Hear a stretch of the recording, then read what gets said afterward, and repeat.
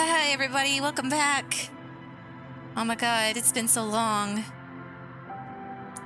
Hope everyone has been good this past week. I know I have. Starting the day off right. I am terribly sunburned. Never go out during the day. The nighttime is the only time one should be out, or else you'll become crispy. Okay. Recap. Oh, what did we do last time? Oh my gosh. We had some bit of bonding time with Kim. I remember that. We kind of spoke a little bit. I don't exactly remember everything we talked about, though. He was just telling me stuff. I don't know. He gave me permission to act crazy to that lady. And I'm going to take that as the go-ahead to be crazy to everybody from now on. He gave me the go-ahead, so I'm gonna take advantage of that. All right. What else? Oh, we finally got the body out of the tree. That finally happened. We sent it to processing. I couldn't investigate it more because I suck. And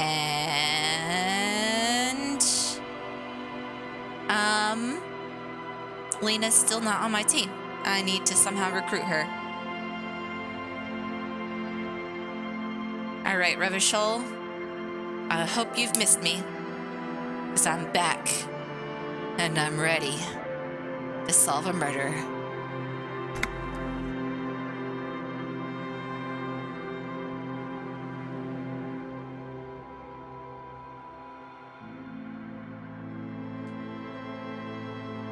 Can't put more points into a skill?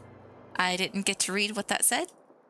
Let's look around in here. The bed is cold and not particularly inviting, but it's yours. The sheets look awful. Wait, did I not go to... Oh, I haven't gone to sleep yet. Oh, well, hold on. Let's look around, see if there's anything else I could do, I guess, before I turn in for the night. A mirror hangs on the bathroom wall.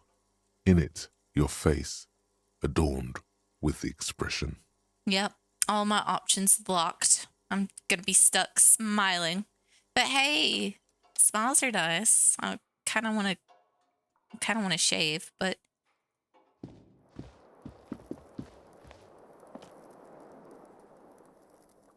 Let's see. I wonder if I can just stay up all night. The door is closed. Are you still showering, ma'am? Still no answer. Okay.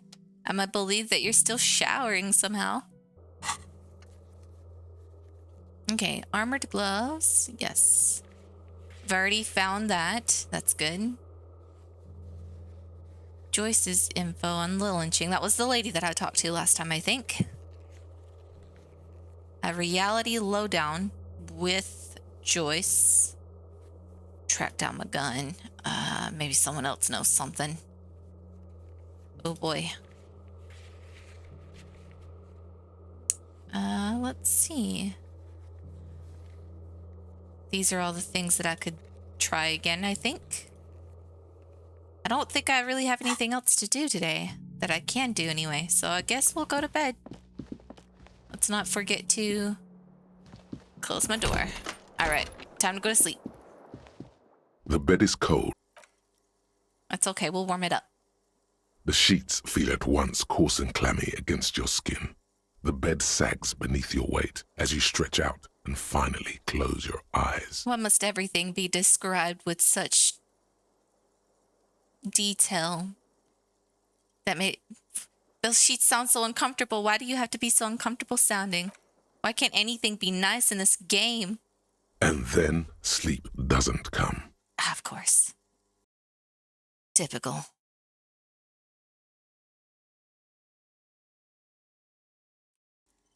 And then sleep doesn't come. What was that? But I want to sleep. Obviously, you're in bed with your eyes closed, but it's not happening. Any idea why? Maybe it's the bed's fault. Let's try checking the pillow. Its synthetic filling has separated into hard lumps. Nice. The pillowcase smells oddly. Pleasant as always. Let's check the blanket. It barely covers your toes, stretching over your soft belly. This is your body here, intimate and warm, breathing. Pleasant. Under your thrumming eyelids, you see a dizzying array of colors. You won't get off this carousel quite so easily. Listen, I haven't taken anything today. Let's roll to the other side. It's a little better.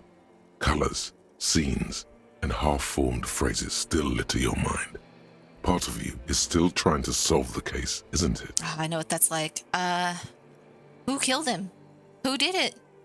Something to do with, what was it that the lieutenant said? Union? And it's gone again. Your thoughts lost between the slowing brain waves. Well, no more thoughts. Fall asleep now. Your breathing steadies. A great silence washes over you until your eyelids twitch in your sleep and images start forming. Dream time? Do I get a cool dream sequence? I do get a dream sequence. Okay, what is this murky stuff here? What was this fog? Maybe I'm not supposed to go into the fog. Oh, it's a disco ball. Oh no, it's me. How did I get up there? What are you doing up there, Harry? Do you remember the scent of your childhood? Vaguely. Yeah. What is this? What it says on the can, Harry. Answer the question. Well, I mean, that's not answering the question. Just because I was born in the hospital doesn't mean I remember the smell of the hospital. I just go to a hospital, I can remember the smell. That's it. I remember nothing. Do you remember your wife's hand on your face? I don't have a wife, sir. Do you remember the warmth of her thighs, between her legs and in her mouth? Bro, leave me alone. What is this? I'm not answering anything until you tell me who you are. Pretty sure you're like my id. You know who I am. I'm the bad Oh, it's you guy. The one where you ask her, and then later in the streets, wandering. It's the worst day of all time, Harry dear. And it's coming. She will hear about it on the phone. If I hadn't learned my name, would it have said Harry? Reality will turn into a grotesque nightmare. This will be the last thing you did to her. Tell me, do you remember the love of your life? I do not need a wife. I left. Oh no, funky baby, you stayed. It was the rest of it that left. Or you just stood there, with one hand on the bottle and the other on your dick, watching it go. I think I left. Tell me, where are your friends? Human beings have friends, Harry boy. I thought you were saying Where the hell are yours? I don't need friends. I can get friends if I want friends. No, it's gone. 3 times gone and never coming back. You failed. You failed me. You failed Elysium. What's Elysium? Everything. The Pale and the Islas. On the surface. The outer magnetosphere. Oh. Burning, furious truth. Oh. 8,000 years of written history. Oh. You really dropped the ball, Harry. 4.6 billion people. And you failed every single one of them. You really fucked up. Yeah, screw them. Leave them behind. I don't care. I can come back from this. You're not coming back from shit. Thrashing around in that high conductivity state of yours. Bumping into things and acting like a clown. Who are you kidding? Hey, I'm a little tired. You know, a little tired and broken. Cut me some slack. Your mind is what now? You heard me. I can't hear you. The rest is just a word dream. Jumbled up garbage. The pictures are gone. The bed rises to meet you. A thin, sleep-like state. More glass than velvet grinding in your head. That's not a very pleasant picture you've painted for me. So something is wrong. Sleep shouldn't be this bad, this dry, this unnourishing. There's something wrong with your thoughts. Some kind of new type of hangover. I do think it's interesting that my limbic system has decided to converse with me. What? No. Oh yes, party boy, and it's worse than the one before. Just think of the shit you saw. Here it comes too. So soon already. A silent alarm goes off in your head like clockwork. Barely let you sleep at all. Time to get those clothes on, Harry. I can just hit snooze. Time to go to work in the shit factory. Snooze. No, hit snooze. I'm not ready to wake up. Hey, I got some morale. I got some health. That's nice. Hey, I'm full. I'm topped off. Look at that. Harry, it's okay. It's just a dream. It don't mean nothing. Can I, oh. Good going, buddy. Yeah. I just had the most beautiful dream. It was uplifting and rejuvenating. It gained me some morale and health. Really? Sky! Because you feel even worse this morning than you did last night. What are you doing here?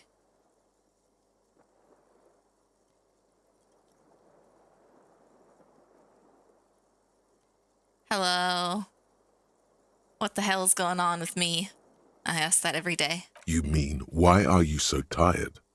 Too tired I ask that every day and too. down to even think? It is worrying, isn't it? You can't be a detective like this. Detectives need to be able to think. Nah. That's not it. Really, I feel super good. How's your day been, Sky? That's not really true. Your heart has finally pumped all the speed out of your system, Buster. Time to get some more. Electrochemistry, you are just like the shady guy in a corner who's always like wearing a trench coat and trying to get me to do bad things. You need to step away. Don't do that. Stay strong. The hangover will wear off. You don't need to keep doing this to yourself. You killed a massive bone? I got a massive sunburn. I got abducted by my family and taken to an amusement park this morning.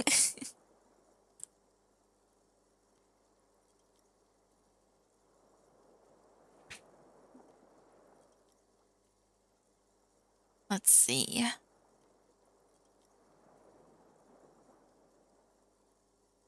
Nah, it's okay. It won't last long. I did have fun. Nah, I can take this. I'm not gonna go look for speed. I don't need that. Are you sure? Ready to live as this pathetic shell of yourself for days? Basically, a week. Let's be honest, 2 weeks. Maybe 3. You won't make it. Half the town will be dead by then. You will be fired. That's all right. I can take my time. I go at my own pace, you know? We need to slow down. We don't need speed. We need precision. We need efficiency. We need a steady hand. I can do this without the speed. Half the town won't be dead. Suit yourself. Yeah. Slow, sad shell man. See how you do without your spark. That's all right. I'm a slow person, you know? I don't need to go fast. I can go slow. This fan has 2 chain pull switches. One ends in a tiny fan. Oh, yep. Or has it been consigned there of course you're as locked. punishment? Okay. All right, Kim. Kim, hey, I'm awake. Kim, hey, buddy. Hey. Kim? Let me in! He must already be downstairs. How rude, Kim. You didn't wait for me.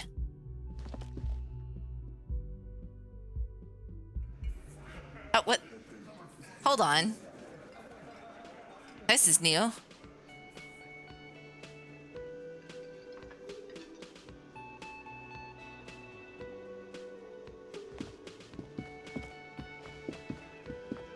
Morning. Good morning, Kim. I've got some good news. I took care of the body. The thought of him decomposing in my MC wouldn't let me sleep. I don't know. I don't know if I was ready to let him go. Well, he's in processing now. We have other matters to attend to. I needed to look closer.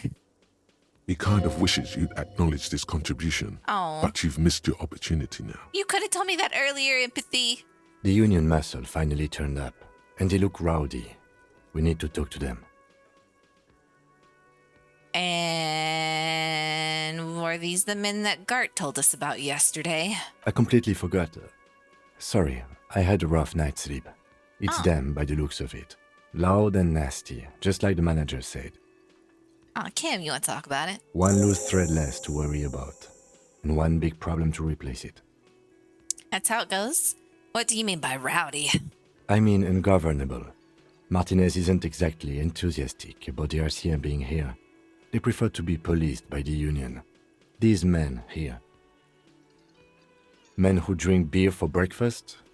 There's talk of an armed wing of the Union called the Hardie Boys. Oh, the who are Hardie responsible Boys, for safe yeah. policing. I think it's them. There's so many of them. Maybe we should... Nah, I don't need reinforcements. I take them down by myself. Why do we need to talk to them? Everything points to the Dock Workers Union. The belt used for hanging him. The circumstances in Martinez. My preliminary information. It just seems so perfect, though, you know? You know? If they were smart, why would they use their own equipment? Well, maybe they're not smart. Which may, of course, all be wrong. But we still need to talk to them, and it won't be easy. There's so many of them, maybe we should call in reinforcements. That would just escalate tensions. No captain would sign off on it. Solving one murder isn't worth a conflict between the RCM and the Debarders Union. If you say In so, fact, Kim. even the death of 2 detectives might not warrant an all-out war. So let's keep a cool head, okay? Why did they even bother sending us here in the first place? He's not exaggerating about that mortal danger, just calmly factoring it in. Okay. Your fists clench and your pulse rises uncomfortably. Let's roll, Kim. One more thing before we do. We don't have to talk to them immediately. We can walk right past them, continue with our business. Is that you saying that you don't want to talk to them? Good. A power move. I Purposefully see. concentrate on I see you, something else Kim. first. You playing these mind games. They're in no hurry to leave. They think they own the place. Anyway, I leave that choice to you. Whatever you decide is fine by me. Yeah, I'm powerful. I'm going to show my dominance. Gart. Can I help you? Yeah, go fuck yourself, brother. Oh, yeah, about my bill for, by the way, I'm going to, goodbye. I don't need it. Lena! Just a moment. The old woman turns back to the cafeteria manager. Oh, why are you talking to this loser? And there's no public phones nearby? The closest phone booth is down the coast. Sorry for the inconvenience, ma'am. What? You don't own a phone, Gart? Hi, Titan Gamings. What's up? How are you doing? Gart, how do you... Just let Lena use your phone. It's not that big of a deal. It's fine, I understand. Thank you anyway. Just I'm glad to see you again, dear. I'm glad to see you too, Lena. Have you reconsidered? Oh man, I don't think I would say I'm that good, Titan. Yeah, I'm pretty good. The lady is distressed. Perhaps something more upbeat might cheer her up. Okay, yeah, let's see. Howdy, Lena, what's kicking? Please don't trouble yourself about me, sweetie.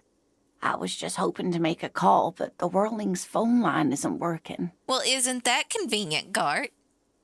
A faint smile tells you she appreciates the effort, but at the moment her mind is on more serious matters. Oh, no, Lena. Tell me your woes. The union office probably has a phone, but I can't really get there. Or to the phone booth down the coast. And Gary's phone is dead too. What's wrong with the phone line, Lena? The manager was vague about it. What'd you do, Gart? What did you do? Why'd you need to use the phone? To let the young woman who's house-sitting for us know that we may be delayed. Morel, my husband, and our friend Gary were supposed to get back by Monday night. But they're still missing, and I haven't heard from them. Oh, okay. I was also hoping she'd heard from Morel. You hear that? Someone's missing. There could be foul play. There's absolutely foul play afoot. Missing, I love missing person cases. That's right. Now skip the foreplay. Time to dive into the dark alleys. Start shaking down the usual suspects. You know, legwork. Hey, Jessica 43, welcome. Just on the second day, sir. I managed to figure out my name. That's a start. Doing some good will alleviate the hangover. At least you're of use to someone. All right, Lena. I'll bet. Has your husband gone missing before? That's just it. This isn't like him at all. He always plans his expeditions so carefully. It was in the beginning, just kill. But Mr. Everart has dubbed me Harry. And now the game has dubbed me Harry. And so I am no longer Raphael. A cold breeze hisses through dense thickets of reeds. Something sweet in it, somnolent. A damp chill goes down your spine. When you look around, you're still in the whirling in rags. My assessment last night said I was sorry, but I disagreed with it. Oh, no, not dirty, Harry. But you have more important things to worry about. I prefer crazy Harry. No. What was this expedition your husband was on, Lena? Tell me. Just some field work, sweetie. Morel is a highly trained scientist. He and his assistant Gary are studying an extremely rare species of insect. This could be important, Lena. Tell me more. But they should have returned by now. They were just going down the coast across the water lock to set a few traps. He said they'd be back on Monday. What could be keeping them? It must have been a very crazy insect. The waterlock, that was broken. Could this be it? Oh yeah, probably, yeah. Yeah, Lena's a sweetheart. I wanted her to join my team. Even out, I got Mr. Stick in the Mud Kim and Miss Lena on my side. I'd be unstoppable. The waterlock. Actually, no. Let's ask about Gary first. Wait, who's this Gary person? Do you trust him? Oh, sweetie, it's nothing like that. Gary's as loyal as they come. I trust him with my husband's life any day. I did get the body from the tree. I got Mr. Measurehead to help me out without having to internalize his dumb race theory. Though he made me stand in his place. Yeah, the big guy. The waterlock to the other side of the coast is broken. They're probably just stuck over there. Oh my. What happened to the waterlock? Probably just some technical problem. Well, whatever the cause, I'm thankful. To both of you. You've spared me another sleepless night. Hey, Lena, anything for you, girl. You're welcome, ma'am. I hate to ask, but if your investigation takes you to the other side of the coast, please do keep an eye out for my husband. As far as the autopsy goes, let's just say I'm a bit incompetent, and I didn't I sensed that there was something more to it, but I didn't have a fridge big enough to store him, and, well, he's been sent for processing. Kuno, I have a love-hate relationship with Kuno. He's a... This will surely lead to a cryptozoological mystery with that extremely rare insect. He's an interesting little brat. And if you see him, let him know Lena is waiting for him here at the Lena! whirling. He gets so tangled up in his work Hey, that he Jaskill, may thank you not for know the following. water lock's been repaired. And it's cold out there. It is cold out there. I saw all the snow. He is a real... That's a good way to put it, Titan. He is a real piece of work that... Yeah. He'll help you out if you can figure him. If you can figure him out, he's a helpful little squirt at least. If I see him, I'll let him know you're here. When or if I get there. Oh, you're such a dear. Yeah, I am. Thank you, sweetie. Oh, you're welcome, Lena. So, your husband's some kind of scientist? Oh, yes. A zoologist. A cryptozoologist, to be more precise. I know what a cryptozoologist is. Oh my god. We've got cryptids. It's a pseudoscience that attempts to legitimize research Kim, into quit killing the mythological fun! beasts and urban legends. It's alright. It's alright, Lena. I believe in him. That's one opinion, yes. And people are entitled to their opinions. Yeah, Kim. Go be entitled to your opinion elsewhere and keep it to yourself. My apologies, ma'am. I did not mean to undermine your hobby. Oh, don't call it a hobby. Jeez, Kim. It's not a hobby, dear. It's a subfield of zoology, one specializing in animal species that are so exceedingly rare that many assume them to be extinct or even fictitious. Yeah, Kim, just because you've never seen the Mothman doesn't mean he doesn't exist. People, rhinos were unicorns, yeah. Searching for such species called cryptids is difficult and often thankless, and frankly, many scientists are too lazy to do it. Universities these days are rarely interested in supporting real research. Okay, Lena, you're right. This is where our funding needs to go. She's completely internalized her husband's struggles. They are her own. Ooh. Okay. Come on, please. Please. Whoa, Stream Elements, what are you doing? Come on. Suggestion. I've gotten 92% before and I failed it before. I'm putting all my hopes into you. Maybe you could convince her to tell you about some cool cryptids. I'm interested. There's really no point in manipulating anyone. She'd be only too pleased to tell you about her work. Go on and ask. Elena, I'd like to hear about some of the cryptids you've studied. Could you tell me about a couple of them? Oh, I'd be delighted. Yeah, tell Truth be me. told, I could really use the company too. Yeah, Lena, let's go. One cryptid, not a couple. One. This won't turn into some kind of cryptid extravaganza. Ah, Kim, why do you gotta kill the fun and everything? Man, I like you.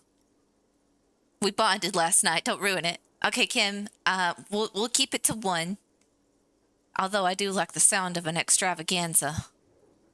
He nods and assumes a waiting posture. Cryptids. Let's hear about all the interesting cryptids. Yeah. Okay, hold on. Let me see. What are my options?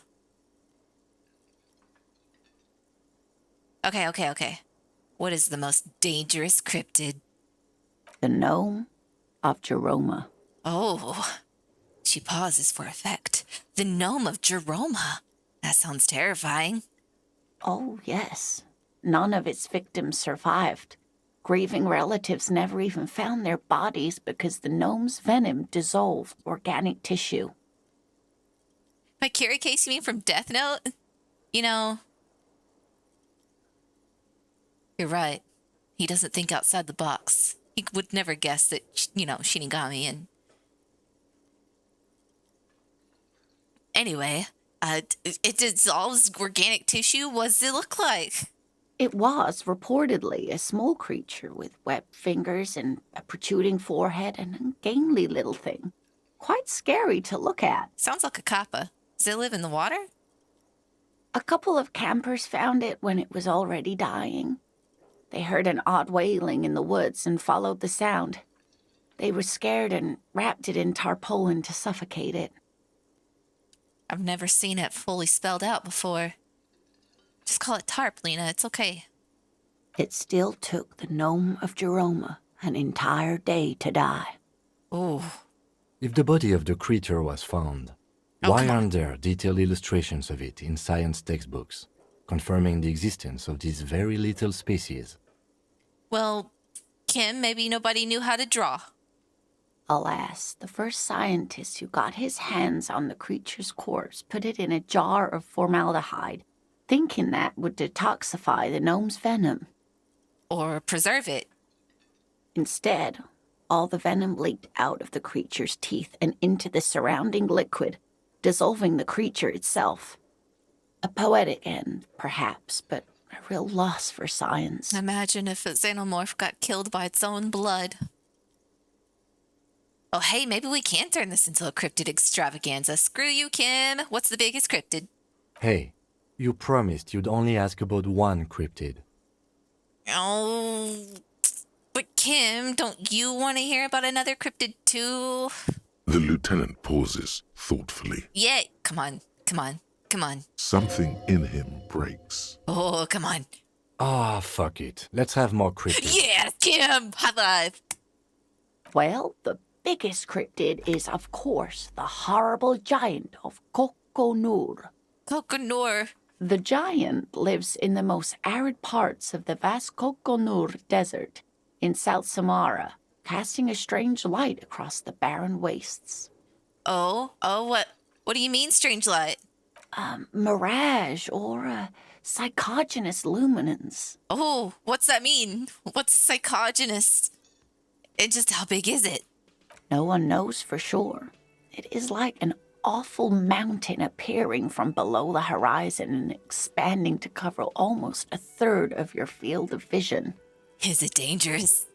The towering luminosity of Kokonur is a bad omen in local folklore. Some say it's a fata morgana, others, fate unimaginable. Hui.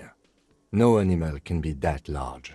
It's a mirage. Oh, Kim, you're one of those people who deny it because you actually want it to be true. You're actually fascinated by it, but you deny it because you don't want to get your hopes up. Oh, I see right through you, Kim. Okay, I see you. That's what makes it so peculiar. A species surviving at the very limits of scientific law. The giant of Kokonur must be the largest animal the planet can support. Bigger than an elephant? There are limits, you see, to how large a metabolism an ecosystem can beget. Some say a gravity anomaly below the Kokonur Desert might allow the creature to grow to these gargantuan sizes. Lena, you are going the extra mile to roll that R, and I'm appreciating it. Great. This is great shit. You need more. I do need more. Okay, what's the tiniest cryptid? Cryobacter catlensis. Cryobacter catlensis? Yes, a unicellular bacterium that was discovered in one of the northernmost points of Kotla on the Boreal Plateau by renowned geologist Caitlin Mijanou some 70 years ago. What's so special about it? The bacterial colony Mijanou found had remained alive while frozen in ice for longer than anyone could reliably estimate, certainly from before recorded history. Mijanou disappeared shortly after injecting herself with the bacteria she had brought back to study, no doubt in hopes of prolonging her own life. She injected herself with it? Yes, the bacteria had survived in the ice since times immemorial. Why would you do that? It's not hard to see where she could have gotten the idea. It's actually a little hard to see. I'm actually on your side here, You Kim. go on. So, you mean to tell me that there's a An immortal geologist wandering the world. Yes, and she's quite mad, too. Oh, After she treated herself with the bacteria, she stopped aging, but also became increasingly eccentric and irascible, so that even her oldest friends were forced to pull away. I see. She hollowed. Okay. We can assume that she has been living somewhere in the wilderness for decades now, all alone except for the Cryobacter catlensis coursing through her bloodstream. Oh, man. All right. Is that a cryptid on my pin that you gave me? Yes. It's the kind green ape. Half war story, half undiscovered species in the genus Homo. War story, you say? Enlighten me, Lena. Yes, it was reported by soldiers in South Safra during the war. The kind green ape would visit bunkers during the night, healing wounded soldiers with its saliva. With its saliva? Yes, it has amazing healing qualities. Some soldiers reported growing back limbs, regaining their sight. And there was something about an undiscovered subspecies of man? Indeed, there is. It's our closest relative among the cryptids. Same taxonomic family, different genus. Closer than the Mothman? Which is to say, the kind green ape is a species with which we share a common ancestor, and that evolved parallel to our own. Just like your partners. I knew it, Kim! You're not human! Ma'am, you are confusing him. I'm not confused. Kim, I've never been more lucid in my entire life. Please don't misunderstand me, either of you. Human, as it is used in everyday speech, is hardly a taxonomic category. For all intents and purposes, you can be thought of as human. Though Saolites do have some distinguishing characteristics, different advantages, if you will. Lena, come on, I got this from Measurehead. I don't need you to be drinking the sauce, you know? Come on, pull it back. Yes, advantages such as the flakier texture of zeolite earwax, or so I've heard.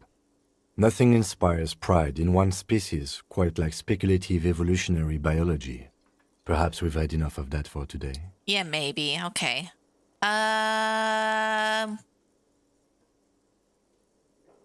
One more. Why not? Okay. Are there any invisible cryptids? What an interesting question. And the answer is yes, there are. You know everything, Lena. Of course. All fairy tales have someone or something invisible in them. Shush, Kim. She's gonna tell me about the invisible cryptid. What is it? It's the Col de Mamadaqua. Its name means thin whisper of sound, and that's precisely what it is. Self-replicating sound waves, invisible and intangible. The Col de Mama is very afraid of us, which makes it incredibly difficult to track. Could it be here? Right now? It could be. As I said, it could be everywhere. And we wouldn't know any better. It could be ringing all the days of our lives and nights.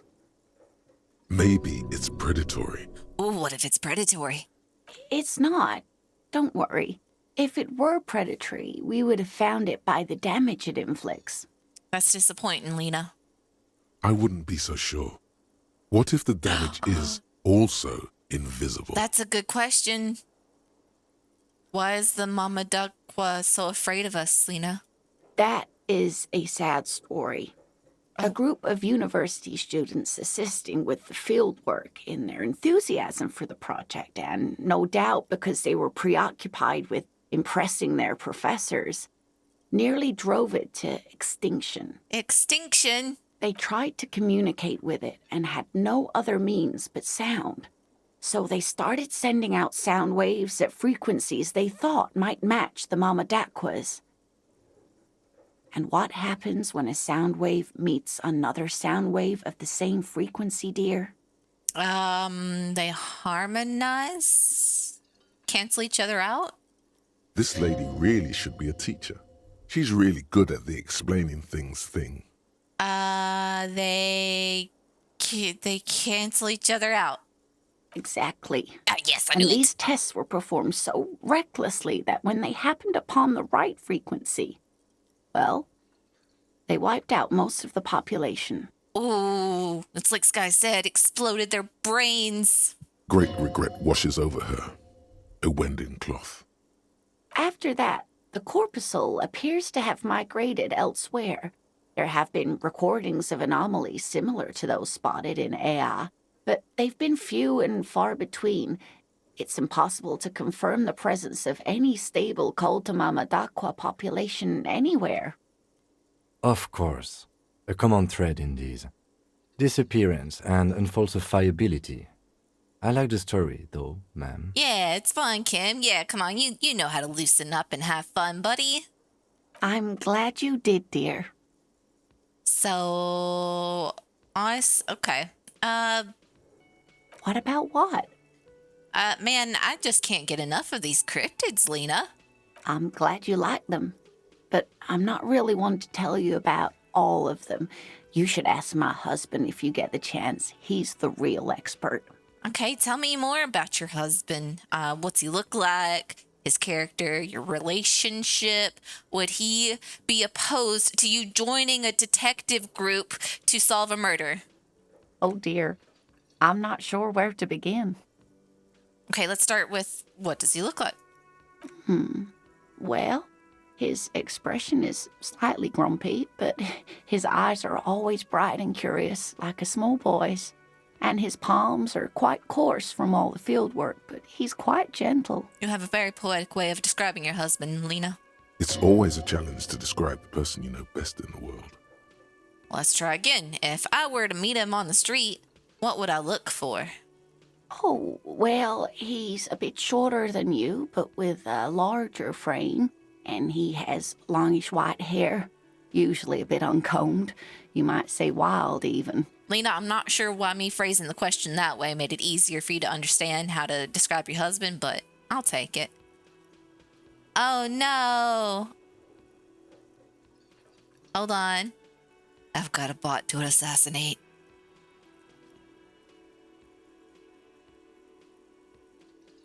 Uno momento.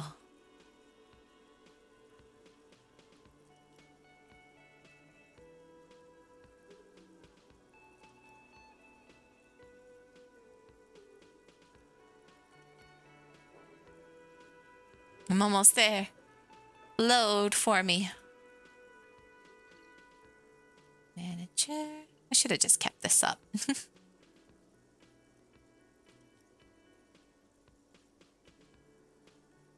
All right. Oh, quit moving. There we go. Okay. Where were we? Oh yeah, you were describing your husband for me. Be gone, bot! This guy. The lieutenant pulls out his notebook and begins jotting down the woman's description.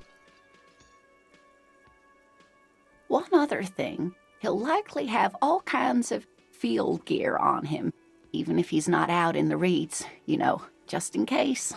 All right. Lena, how long have you two been married with each other? Important question, I assure you. We'll be celebrating our 16th anniversary this autumn.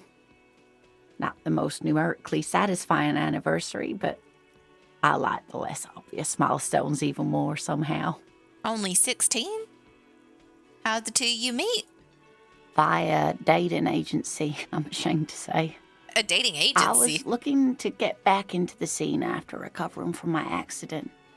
And he just divorced. Is that like a job agency where they try to find you jobs, but instead of jobs, they try to match you up with people?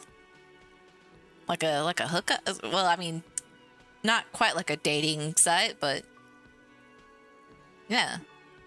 We hit it off, and, well, here we are. She's skipping over some important parts.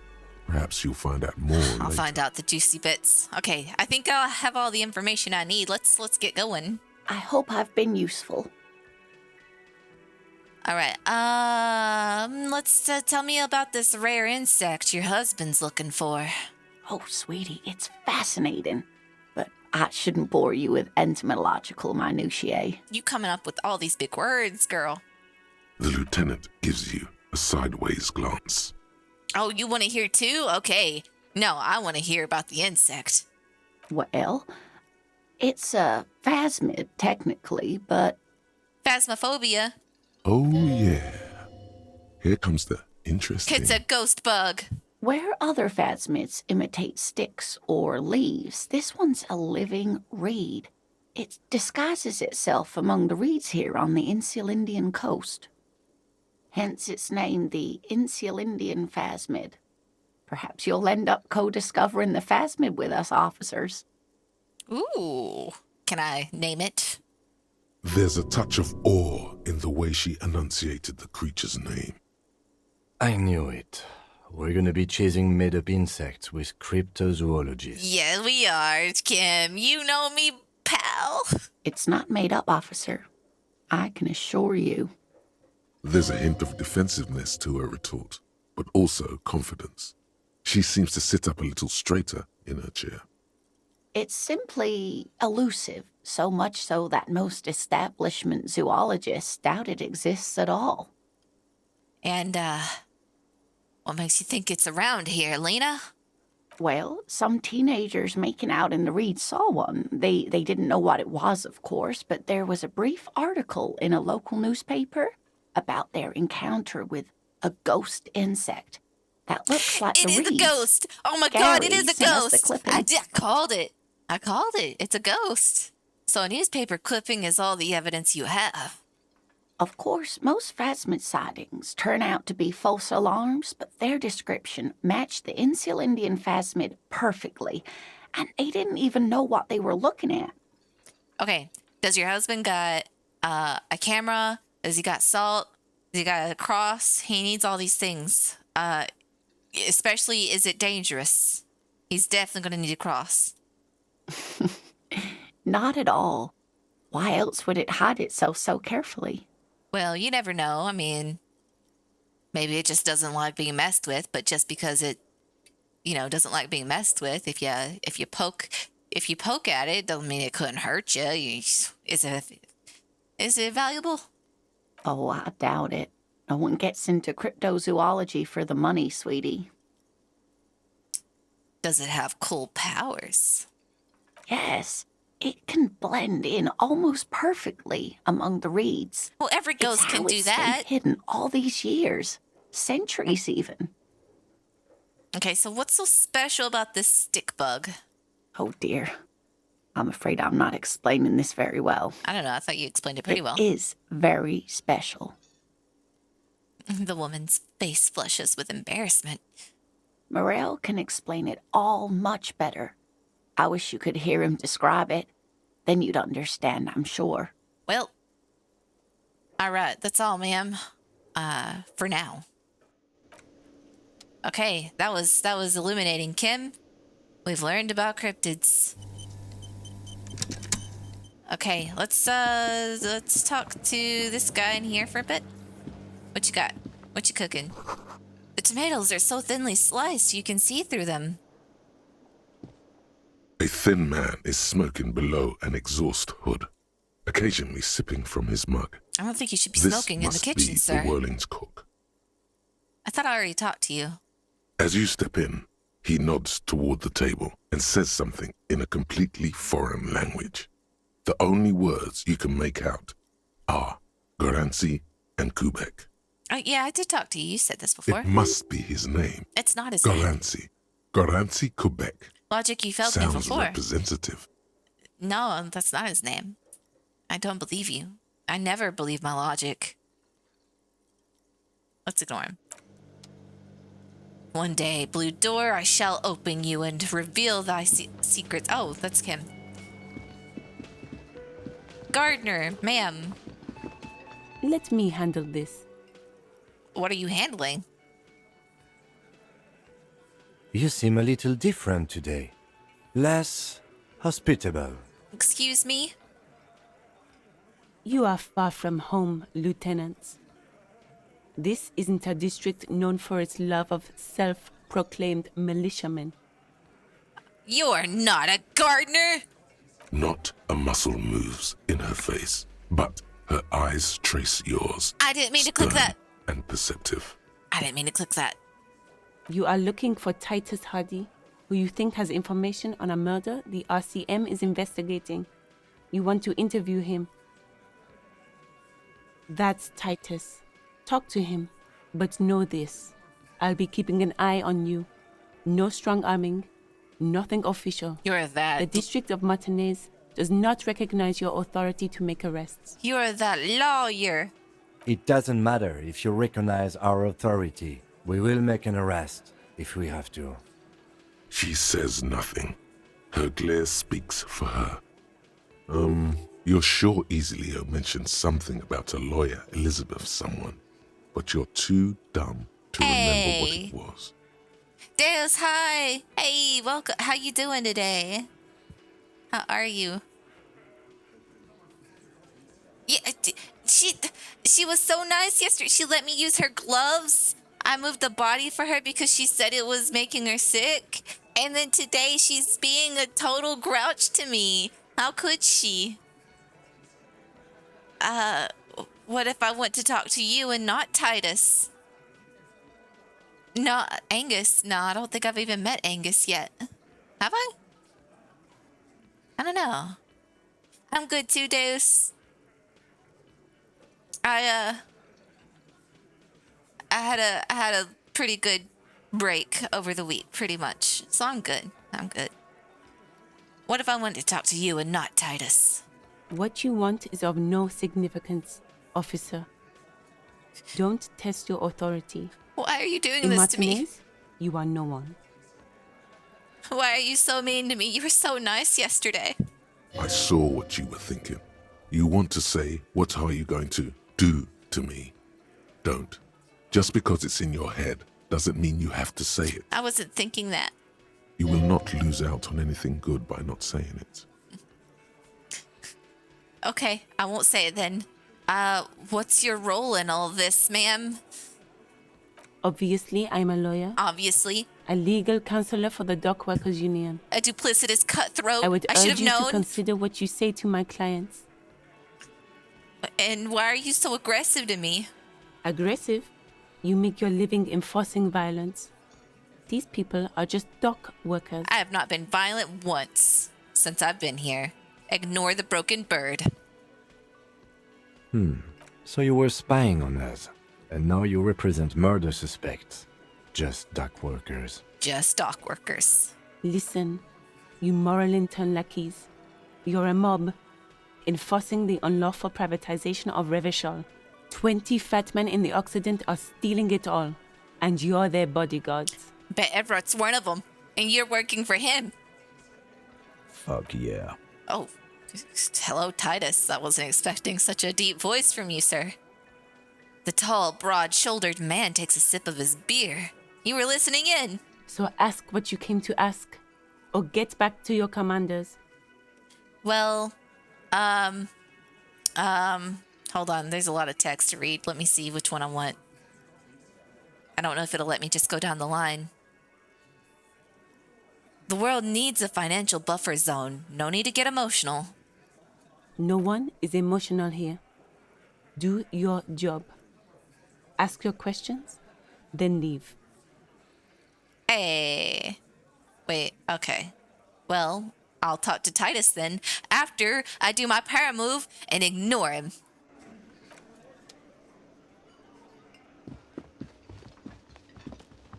Oh no, my friend. He's gone.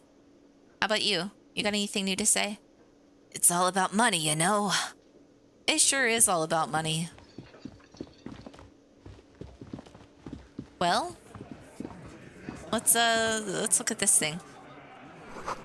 It's a bowl. There's spit in it, reeking of tobacco. Ugh. That's so gross. Ugh. I don't know, chicken soup. I'm just crazy. I don't know. I think the only political thingy I've come across was Renee's little magazine. What's out the window? You see hawthorn bushes outside. Photos of men in overalls toting guns and Union placards.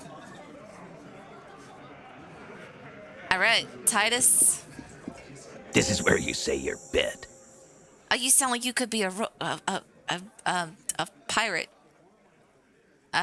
Wait, what's my bit? He's used to giving orders and having them obeyed immediately. You should not indulge him. Oh boy. Don't worry. I won't. Detective. Oh, you're leaving it to me, kid. Oh. Precinct 57's finest scans the room, leaving the speaking to you.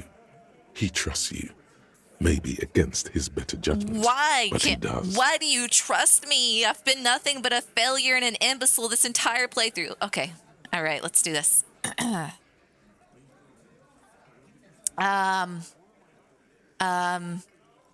on. I forgot what authority told me. He wants me to do my bit. Oh God, what's the bit? Hold on. Let's keep it silent. Let's play it cool. Hey, dipshit. You hard of hearing or something? The boss man's talking to you. I'm gonna cross my arms and be all. I'm gonna be just like you. I'm gonna copy you. What, is he fucking kidding? This guy high or something? Hey, asshole, up here. We're talking to you. We're looking for Titus Hardie. Yeah, Lieutenant. That's right. First, we need to talk about your attitude, mister. Wow. The RCM sent us some big dick cops. Bigger than yours. Let's go. Real big dick cops. Look at them. Reckless.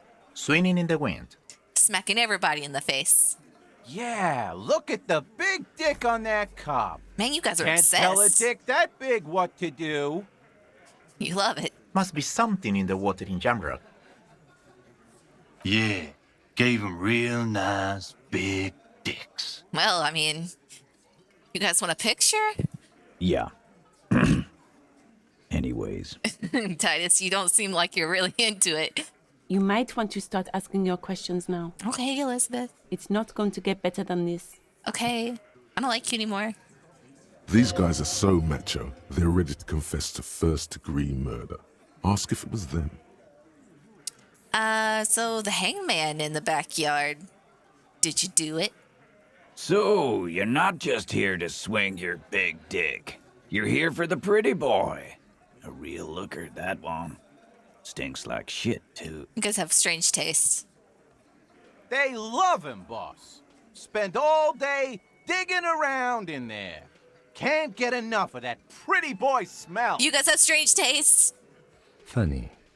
But my partner and I have a serious matter to discuss with you.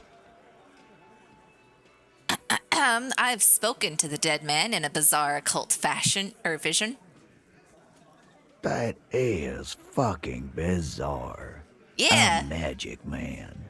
A goddamn magician. I would say it's more like a spiritualist, but The lieutenant waits for your reply, patiently. His foot taps only a little. well, I only have one option, honestly. The occult vision was too confusing for me to understand. I'm getting a bizarre message from Angus's stomach right now. Oh, Angus It is in here? says- Wait. What is it saying, Angie? What does your stomach say, Angie?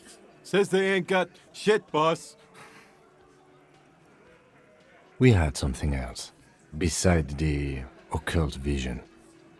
All right, Kim. Listen, you gave me permission last night when I was talking to Joyce. You said, and I quote, "You can be crazy. Say crazy stuff." That's exactly what you said, word for word. We had to have something. His foot tapping has become less patient now. All right, serious, Tom. Serious. Okay. Was there a container belt around the dead man's neck? Container belt? Like we use in the harbor? Exactly. Why? Because we took it from the harbor where we work. Then we went out back and used it to hang him. You confess. As he speaks, his fists contract, going through the pulling motion again, savoring it. We did this. Together. All of us. Until he was dead. That's why there's a container belt around his neck. That's it. Game's over. We got 'em, boys. Book 'em. No, you don't.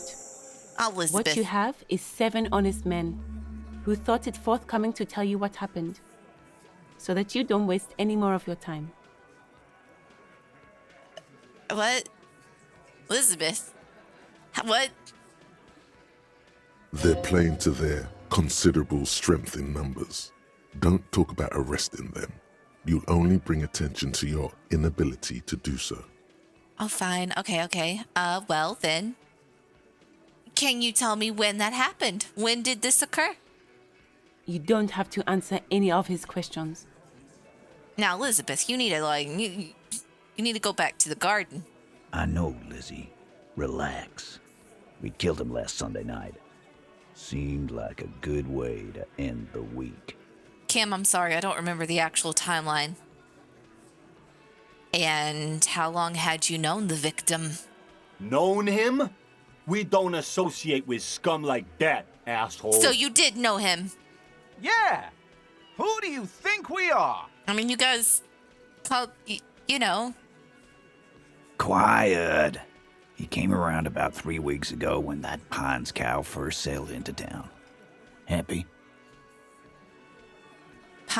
That's Joyce, ain't it?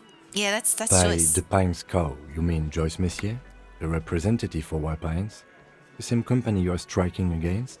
Okay. Was he like her bodyguard? No. Oh. I mean the Pines cow.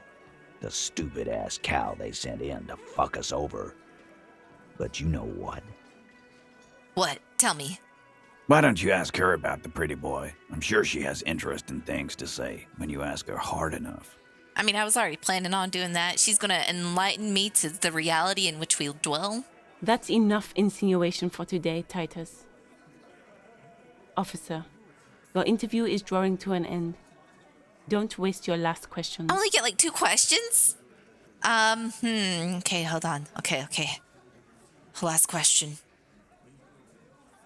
Did we establish a killing blow? Or a fatal blow? I think it was, okay. Yeah, so if we can get them to tell us how they killed him. How did you kill them? Him. Singular. We hanged him up by his neck. You lied! Until he got real still. He had blunt Wasn't damage. that obvious, Copper? Didn't they teach you anything at the cop school? Did they idiot? teach you anything at the not stupid school? You're pretty sure you've had at least 2 years of cop school and many more of active service. Certainly enough to not put up with this backsass. Deliver a knockdown observation. Okay. Did you muffle him? We haven't heard any reports of screams. Titus, you don't have to clarify anything. Nah, tell us. Come on, Travis. We overpowered him, dragged his unconscious body to the tree, put a noose around his neck, and hanged him till he was dead and steady. Oh, wait, hold on. Actually, was the hanging the fatal blow? No. He had blunt force trauma or something, right? Yeah. Then we left him for seagulls, maggots, and you fucks.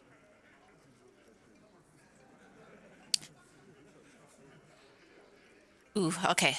How did you manage to overpower him then? With numbers, asshole. How do you think? You're right, Lizzie. I've done enough explaining. Oh, no, I ruined it. No, he hasn't. Not yet. Yeah, okay, good. Oh man, should I? No, I've never, okay. Where did this overpowering happen? Right fucking here. The fucker pranced in here like he owns the place. Got what was coming to him. Uh-huh. Titus lets the others clear out the details, so he doesn't get his hands muddy with explaining too much. Ooh, okay. Shanky, my boy. Okay. Do I do it? Oh man, I'm scared. Okay. I've never really won an even one before. I don't think. Oh, okay. All right. Oh, I'm gonna do it. Titus Oh my is God, solid yes. as a rock. Yes. And so are a few others. But First, tell me who's solid. Elaine, who looks like he might be Titus's right-hand man, the least antsy of the bunch. He was the more direct. Definitely not his first time being questioned by the police. He was definitely not feeling, joining in on the childish, dick swinging crap that the others were, so. Okay. This little rat-faced fellow is Shaky. solid, too. Oh. Always fidgety, yes, but no change there. Him neither. Mostly keeps to his tomato juice, or whatever he's got there. Tomato juice is delicious. Okay, who's cracking under the pressure? Oh boy, I was told about you. Oh, do I not? Okay, this one. He's sweating profusely and has difficulty breathing. They've smartly kept him out of the conversation thus far. Definitely the weakest link in the chain. A single sentence would wear him out. He can't take the length of the questioning. Keep it going long enough, and he'll crack. Hey, you. You having trouble breathing over there? No. Of course he's having trouble breathing. Just look at how fucking fat he is. Why do you cackle like a witch? Fuck off, Shanky. Angus is a powerful guy. All muscle. Keep your eye on this powerful guy. Sooner or later, he's going to break like a piece of twig. There's something that you're not telling me. And fuck you, too, copper. Picking on Angus like this. I didn't pick on him. We're done with this schoolyard shit. And just so you know, he doesn't have trouble breathing. His all-muscle comment wasn't sarcastic. He's genuinely trying to look out for Angus. Okay. This one is a stone wall. You won't get more out of them about the night of the murder. Don't worry, Not Angus. yet. I got my eyes on you. Right, I have other questions about the lynching. Like what, copper? Like, you murdered him just like that? No remorse? No guilt? Nothing? How many people have you sent to the Shays? Ever felt remorse for them? Of course I have. Or send them to Reunion to rot. For 20 years. For life. Well, what we do is different. I enforce the law. You just kill people like it's nothing. But you see, a lawman, is something people agree upon. And here in Martinez, we agreed that this man had to die. And who called the shots that night? Was it you, Titus? Are you deaf? There will be no singling anyone out. You can't arrest a Hardie boy without arresting all Hardie boys. Ah, Lizzie. Do you think you could do that? Do you think you could arrest them all? Huh. Watch me. Titus, keep addressing him. He wants everyone to know he's in charge. Okay, Thor, you've been helping me out, buddy. Yeah, no, but seriously, who calls the shots around here? Who do you fucking think does?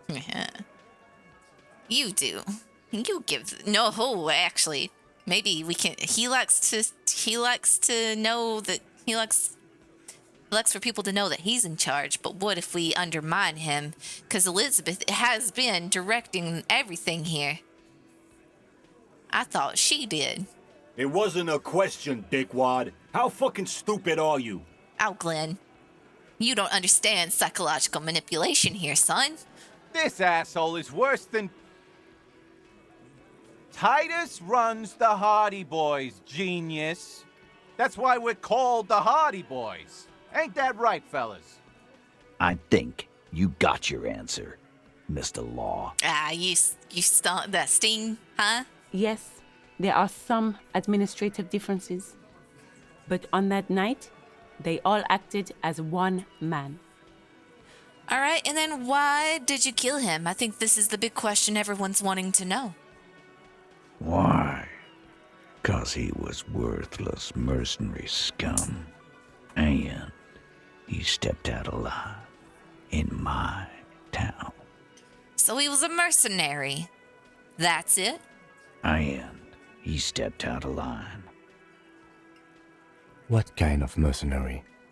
The kind that shows up when you start a strike. The experienced kind, too. Had Kohoi and Semenine written all over him. Ex-Oranese Special Forces. A live grenade. Right here in our bar. Oh. This one has a special gripe with him coming here. Oh, Eugene. I can't prove it, but I know he was sent by the Wild Pines. They hire merc shit like that. Story of every strike from here to Samara. Hold on now. How do you even know he was in Special Forces?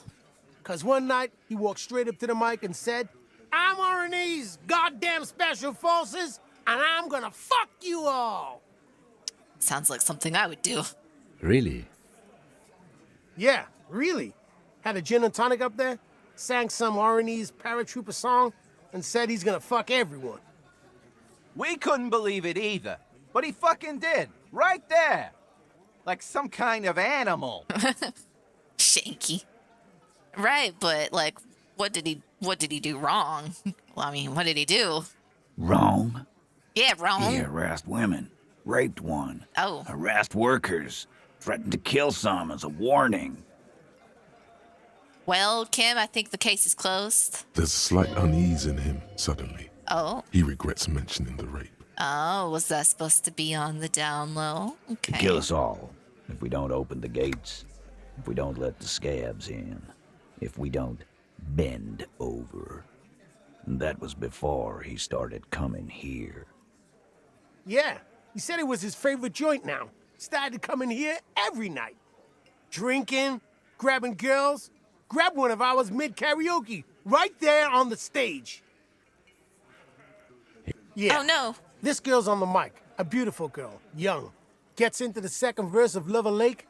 The fucker grabs her legs, starts screaming. Oh, jeez. I didn't mean to double click on that. Show me your cunt. Why don't you show me your cunt? Then, he gets knocked on the head with a wine bottle. Doesn't even fall down.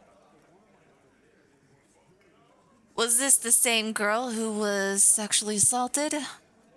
Aren't you fucking listening? I mean, My I would man consider is that- talking to yeah, you. Okay. He took care of it. But He got the girl out before anything else could happen. I mean, what if something happened before? You don't know. Yeah, me and Eugene got her out. Aren't you fucking listening? All right, Shanky, right. But, like, who was it then? This is a very serious allegation, and they might have some intel. No, you're not getting a name. That's a Martinez matter, and I'm not discussing it with you clowns. Despite the stonewalling, you can slip one more question in. Okay. So, I'm going to ask you one last time. Who did he rape? Titus, do not answer. You have been forthcoming enough. Elizabeth, I've had about enough of you. Get out of here. Fuck off, Carl. Oh. She's gone through enough without you harassing her, too. She doesn't need more embarrassment. All right, Titus, jeez. What are you talking about? Embarrassment. If someone has been sexually assaulted, we need to... What you need is to get the fuck out of my face. I've had enough of explaining myself to you fucks. He's dead. It's done. Oh, my. As you can see, these men can only take so much baseless scrutiny. I'm doing my best to keep the situation civil, but... Elizabeth, you are probably provoking a lot of hostility. It won't be for long, she means. I see. It's true. She was the only thing holding him back. So, what are we gonna do now, Kim? Nothing. Your investigation here is done. I wasn't talking to Leave you. Martinez, go back to your stations where you belong. I think we're going to stick around, thanks. Some things don't add up here, Titus. I've done this job for long enough to know that people don't just confess to first-degree murder. Even if it is a group responsibility, we're going to look into this. All right, Kim? Good luck with that. You've heard everything a rent-a-cop is gonna hear from us, real law officials. You're lucky you didn't get a beating. Oh. Rent-a-cop. So that's what this is about. He doesn't see you as his equals. Forget about their games. You've mapped out the characters. Ooh. Reading the footprints in the yard should be easier now. You know, I mean, it's a white chick. Might as well go for it, right? No reason not to. Yeah? Hold on, let's see if maybe scanning the room will increase my chances here a little bit. No. I's here. You got business with my boys. You got business Oh, with me. you want me to look into your eyes? Okay. The boys are too eager to please him to keep their mouths shut. You're gonna get a good head count here. Just wait. Yeah! You fuck with the Hardie boys, you fuck with Titus Hardie. Yeah, see? Yeah. Relax, Dennis. No one is fucking you yet. Dennis? Yeah, Dennis, calm down. Who's Dennis? No one's fucking you, you stupid fuck. Is that me? Let Dennis enjoy his fucking, man. We don't mind. Yeah, you're not even being fucked, Dennis. Aw, Angus. Easy, fellas. We got company. Let's see what brings the cop around. Too late. You already scanned the room. You got a pretty good picture. A picture of what? Of the actors here. You could take another look at the tracks in the mud on the crime scene. Compare it to these guys.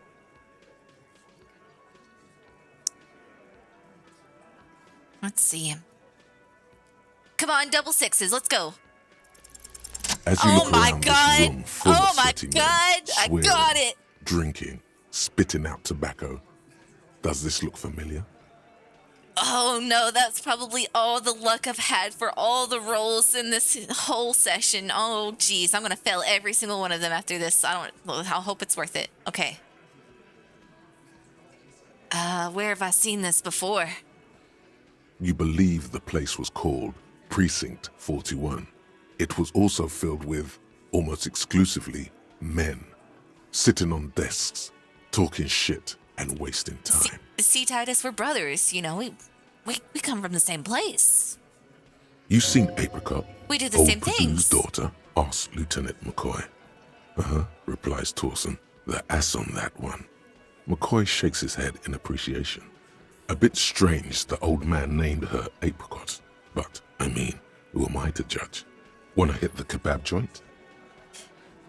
I get it. Hold on, I'm still a little bit high on that double six roll, baby. All right, okay. I get it, Titus. You guys really are the authority around here. Huh? Yeah, you must be. You're just like real cops, drinking beer, sitting around with your dicks in your You hand. got a problem with beer now? Not quite there yet. Push on. No, I'm also a big fan of beer and jerking off instead of helping people. You saying we don't help people? I've been doing this job for 10 years. Martinez was a dump before we put this outfit together. They don't know, man. They weren't here. We had 3 shootings a week, kids dead, fucking graffito everywhere. You cops haven't shown up since the 30s. Oh, that was all Kuno. Congratulations on the graffito removal. All I see is you sitting around talking about Monica's titties while there's a rape victim. Ooh, Kim! Oh! So what? What do you want from me? We took care of that fuck. Don't let him drink that. One more push. Quick. Okay. Just don't antagonize him. Oof. You have this already. All right, okay.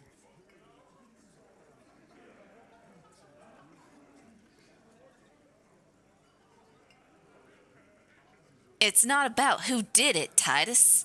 It's about the victim. She needs help. Titus? Oh, man. Kim got him. Got him good with that. Nah, Kuno did it all. He's the mastermind behind everything. She stops mid-sentence. That's it. You got him. Yeah. He's going to give it up. Yeah. Bet on it. You want to help her, cop? Fine. I'm gonna let you help her, but you treat her with respect. Obviously, of course. If you don't, if you question her, harass her, a freight train of pain, buddy. Is that all? You're gonna actually threaten me with something more dangerous than that. I couldn't think of anything. What is her name? Glacia, I'm on due. She's staying here at the Whirling in Rags, a real pretty one. Silvery jumpsuit, blonde.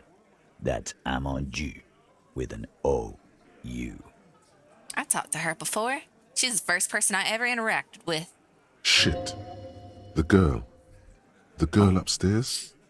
That can't be her. She knows you drank so hard you forgot you were a cop. Classier? Yeah. Ooh, blonde. Morale. Tall. Oh gosh. 2 rooms over from yours. What have I done this to myself? I don't need to do this, right? Miss Orange disco dancer? Sure. Why not? You've probably seen her around. Oh no, please don't punch me. Please don't punch me. Can I get another double six, please? You inexplicably act cool what? after the victim's name. What? But no one notices. Your spine is too damn straight. None of these people would ever suspect you've met her. What? How did I get that? Two in a row? That's... I don't have cheat engine turned on. I don't think so. I don't have it on easy mode. There's no such thing, is there? Oh, hey, maybe I should have turned this on. Maybe I should have turned this on. Let's see. Nah. Listen, that's just all my luck. All my luck is gone. This entire playthrough is going to be garbage now. Oh my god. Okay. Whatever you do, do not tell him you know her. That would sound off. What was her relationship with the mercenary? This lady whom I've never met before. Relationship? There was no fucking relationship. He raped her. That's their relationship. Okay, fine. Maybe I should go for the lottery. Two double sixes in a row? That's crazy. Something is off here. His anger is possessive. You like her. Was like that karaoke incident all over again. Or like some of the other girls he was harassing. Okay, enough. All of this is irrelevant to your stated investigation. Okay, what is your relationship with her? I know her. That's it? How well do you know her? Thanks, Kim. Well enough, Copper. We partied. She's been here for a few months. So she's not from around here. You mean Revachol? Nah. Our Miss Aranye disco dancer is an immigrant or a drifter of some sort. Been staying over here over the winter. Don't you give her any more trouble.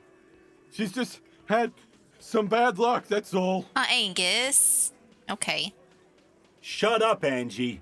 Shut up, She doesn't Glenn. need your help.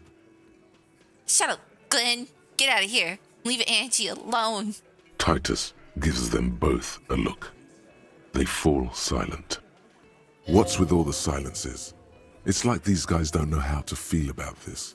You should keep picking at it. Yeah, okay, suggestion. Yeah, okay. And what was up with the partying she and Titus did? It sounded fun. Well, I don't know if I should ask about that. That might You said you partied. What did you mean? What do you think I meant? Karaoke. I mean, that sounds like a good time. Yeah, tons of it. All the songs. So you're saying the two of you were close? No, we just fucked. That's all. Oh, you should have I'm said not gonna so. give you any details if that's what you're after. I don't need them. So put your dick away. Nah, man, I don't need them. He really went out of his way to seem comfortable with this topic. That's all you're gonna get for now. When did it, I'm not gonna say that. You said not to say that. When did this happen? He did it before we killed him. He's not gonna do it again. So what does it matter? It would help if we establish a timeline. All right. 2 weeks, maybe? I don't know. I need another beer. 2 weeks. Okay. Here you go, boss. All right. Thank you. We'll talk to her. Remember what I said. Freight train of pain. Bro, that rhymed. I'm gonna go take off now. I used up all my luck in this one interaction.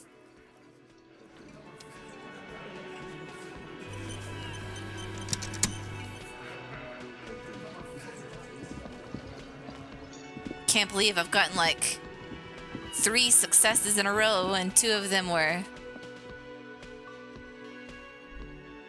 astronomically out of not odd. The door Bad is odds. closed. Bad odds. Knock, knock. Okay, are you still pretending to shower? Who is it? Oh, This is the police. Can we come in? Come on up. The door is open. I'm drying my hair. okay. So you were still showering. Have you been in a shower since yesterday? That has to be cold.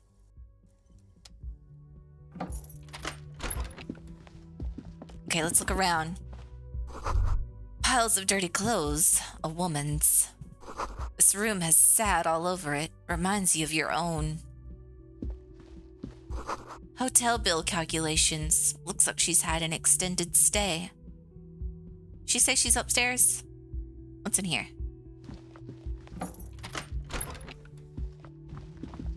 Wait, hold on. Okay. What's in there? This medicine cabinet is full of wares. Sheets of pills, haphazardly stacked, one on top of the other. There's also a toothbrush somewhere in there. If you had hot water for 2 days, I'm not gonna lie, I would do it. I would stay 2 days in a shower if it was the water was always hot. That would be so relaxing. Let's look at the toothbrush. It's been used quite a lot. Let's look at the medications. Pharmaceuticals line the shelves, sheet upon sheet of pill bottle next to pill bottle. Acetylic acid, APAP, eye drops, blood thinners. Quite a collection here, eh, Kim? Anything of note? Let's search the bottles. Pill bottles rattle like bones as you search the cabinet. Paracetamol, histoperidol, something in a foreign language you can't read. Behind them, an unusually shaped nasal spray. Its label reads, Nacra. Psst, what's Nacra? An opioid receptor antagonist. It's used for diamorphine overdoses. Let's search the pill sheets. Among some foreign, probably Messinian or Gottwaldian, marked red blister packs you find. What do you find? This is going to take a little know-how. Is there something more interesting? A bright orange bottle with Preptide stamped on it, in sunny, happy letters. Jackpot, baby. That's the stuff you're looking for. Your palms begin to sweat just holding that little plastic container. What's so exciting about this orange bottle? It's speed, man. I don't Just need what that. you were looking for. I said I They didn't need call it. it dextroamphetamine and talk about psychological disorders. But what we're seeing here is some scientifically advanced trucker speed. Listen, I said that we're taking this slow, man. I don't need speed. Lieutenant, I also see a brand called Preptide. That's a low chance Peptide, anyway. a euphemism for pharmaceutical amphetamine. Prescription speed. The fuck are you waiting for? Let's get super fucking preppy. Wow, no, listen, no. I've already used up all of my luck. All of it. Even if I wanted it, electrochemistry, I am not ready for that. No, thank you. We'll just take it in plain sight. I mean, we need to show her, right? This is important for the investigation.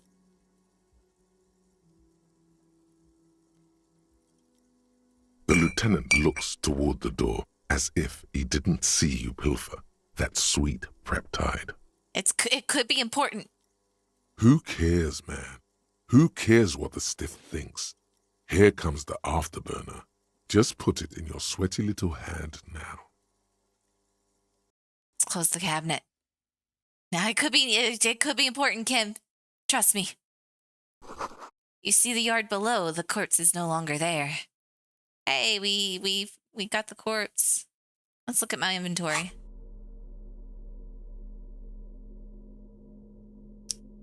Let's go ahead and equip that. I feel more comfortable with that in my hand. Oh, okay. So it is just something I would use. Hold on, I need to allocate some points here.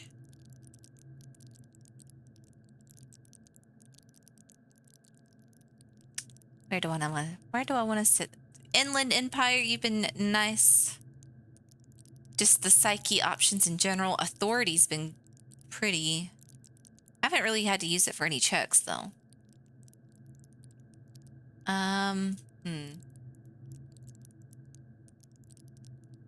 I think I want to go with some suggestion. We'll go ahead and do that. We'll accept that for now. Ma'am, I'm coming in. Ignore the pry bar. Ignore the pry... Oh, what's this? No, I missed it. Oh, there we go. You feel someone watching you behind the glass door. A woman. The bed's been hastily made.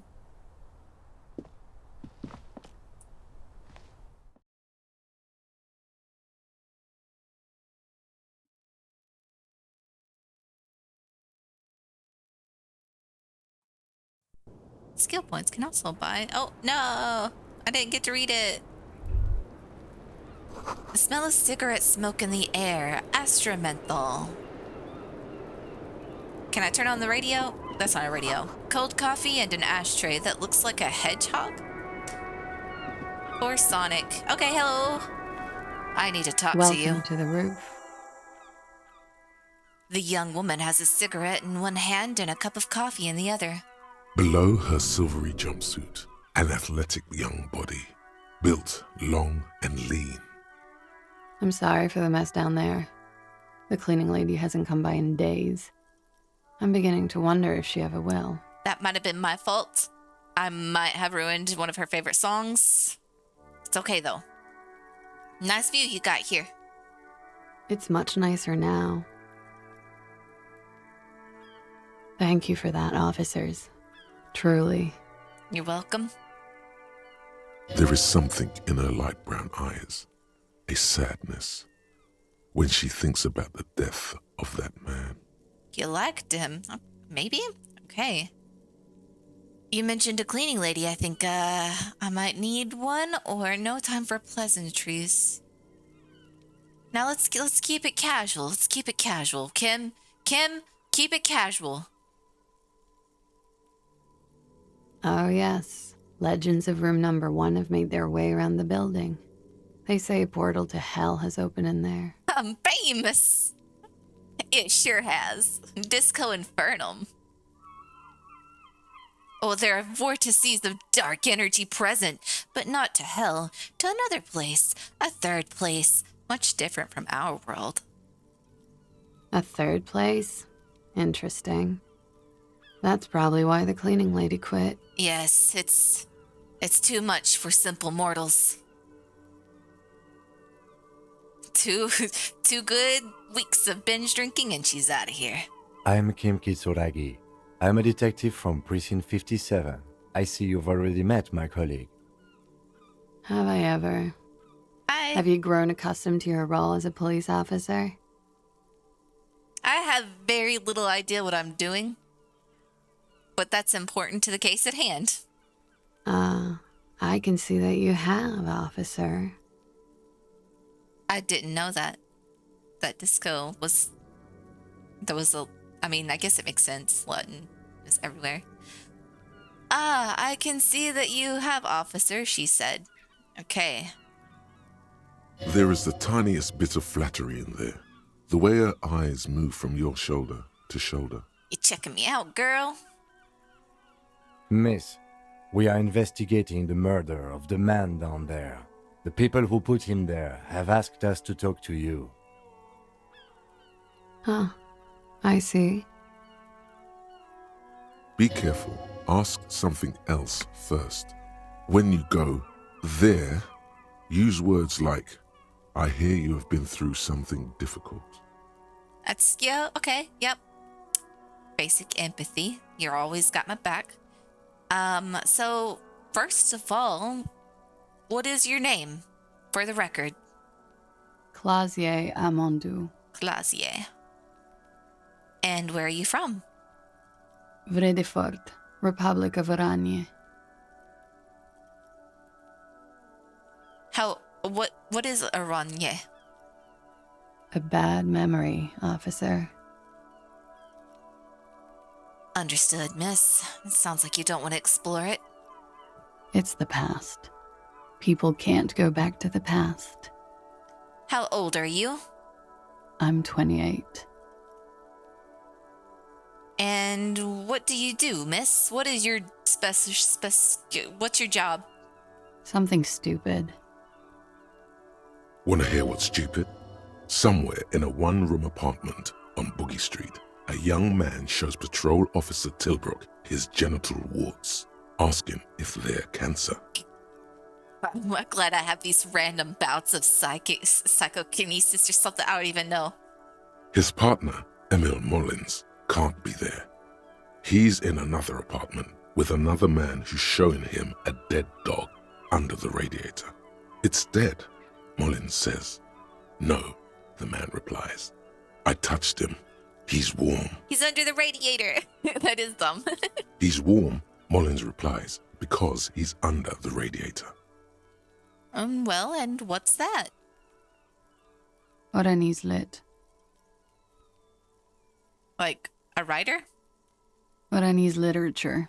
Yeah. It's what I studied at the university.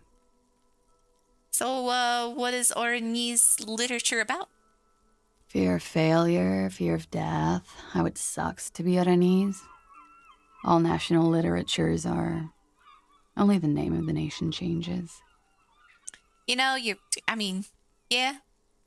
If that's true, then Revacholian lit hey. would fit you like a glove. I guess that explains why it would bother you that they used that as a nationality here, then, for sure.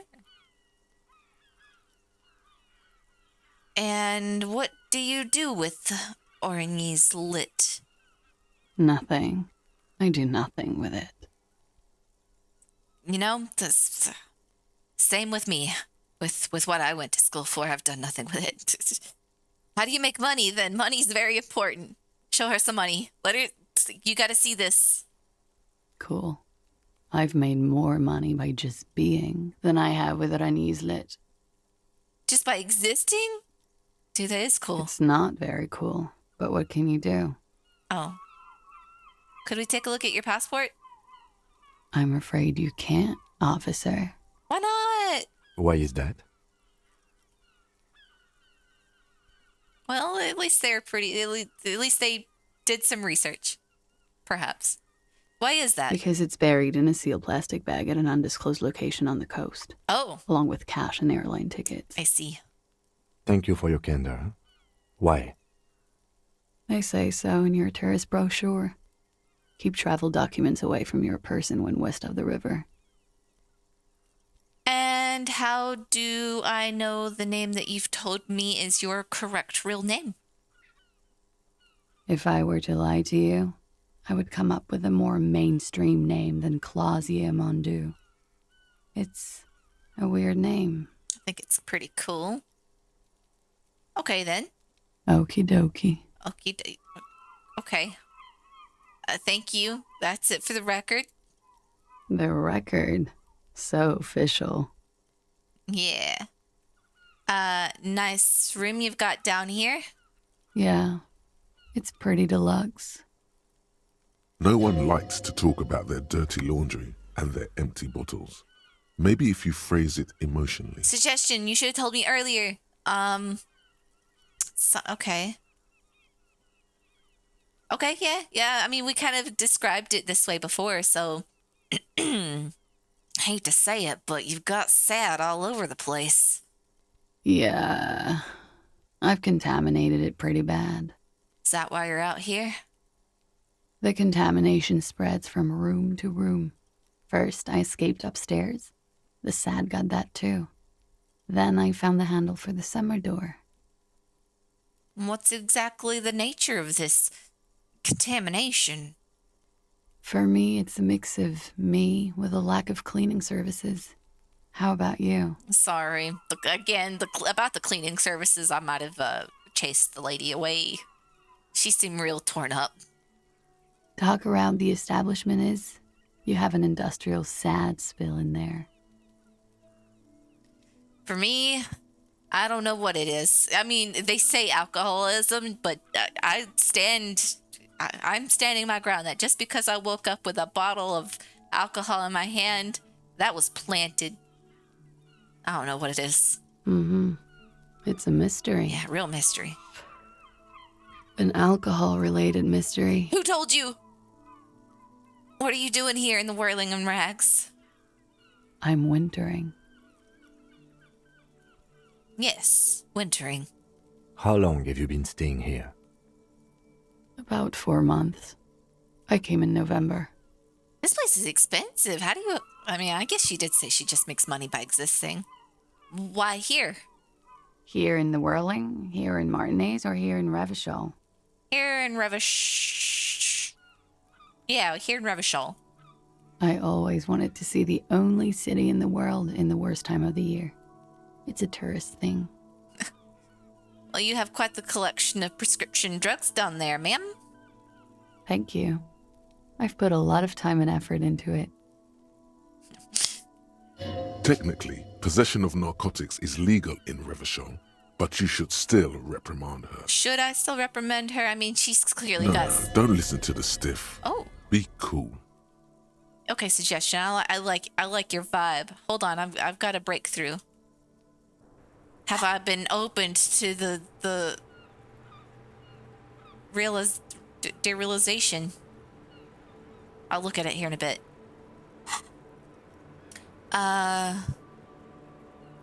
It was quite impressive. How did you amass such a hoard? With money, sir. It's getting snowy. It's not exactly the NT-star size caboodle I intend for it to be one day, but it's getting there. The collection includes Nacra, an opioid antagonist. Comes in handy when you've done too many opioids. I mean, I guess that makes sense. Is that something that happens to you often, miss? Better safe than sorry. Fair. You seem to have, among other things, some Preptide. Oh, yes. One of my favorites. It cures many ailments. I might have stolen it. Like what? Please, nothing important? Like not being able to stay up for 36 hours. Not being happy. It cures those ailments. It's just a merit speed molecule, basically. Okay, so the second one, you need that, but the first one, you kind of need to sleep. You kind of... Here, I took some. Huh? Motherfucker took my Preptide? Looks like you owe me one, officer. I'm talking serious corruption here. Yeah, I thought you thought it was cool. This does not amount to actual corruption. I can easily log it under confiscation. That's what it was, Kim. Don't act like it was anything else. I'm not shady, I promise. There was nothing sus happening. I did it in plain view. I didn't try to hide it. just because you looked away acting like it was all sussy, just doesn't mean that that's what my intentions were, Kim. Robbed by common highwaymen. She's not angry, but it's true. She's gonna have to find some more Preptide now. Other questions for you, ma'am? Okay.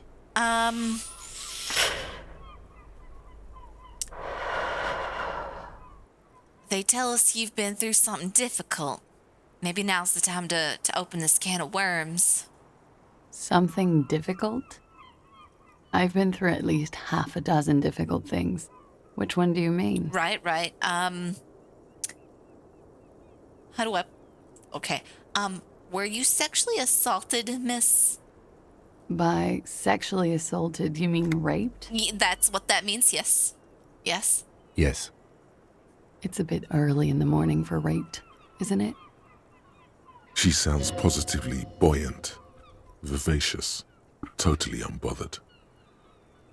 It's not that early. It's 10 o'clock. It's not that early.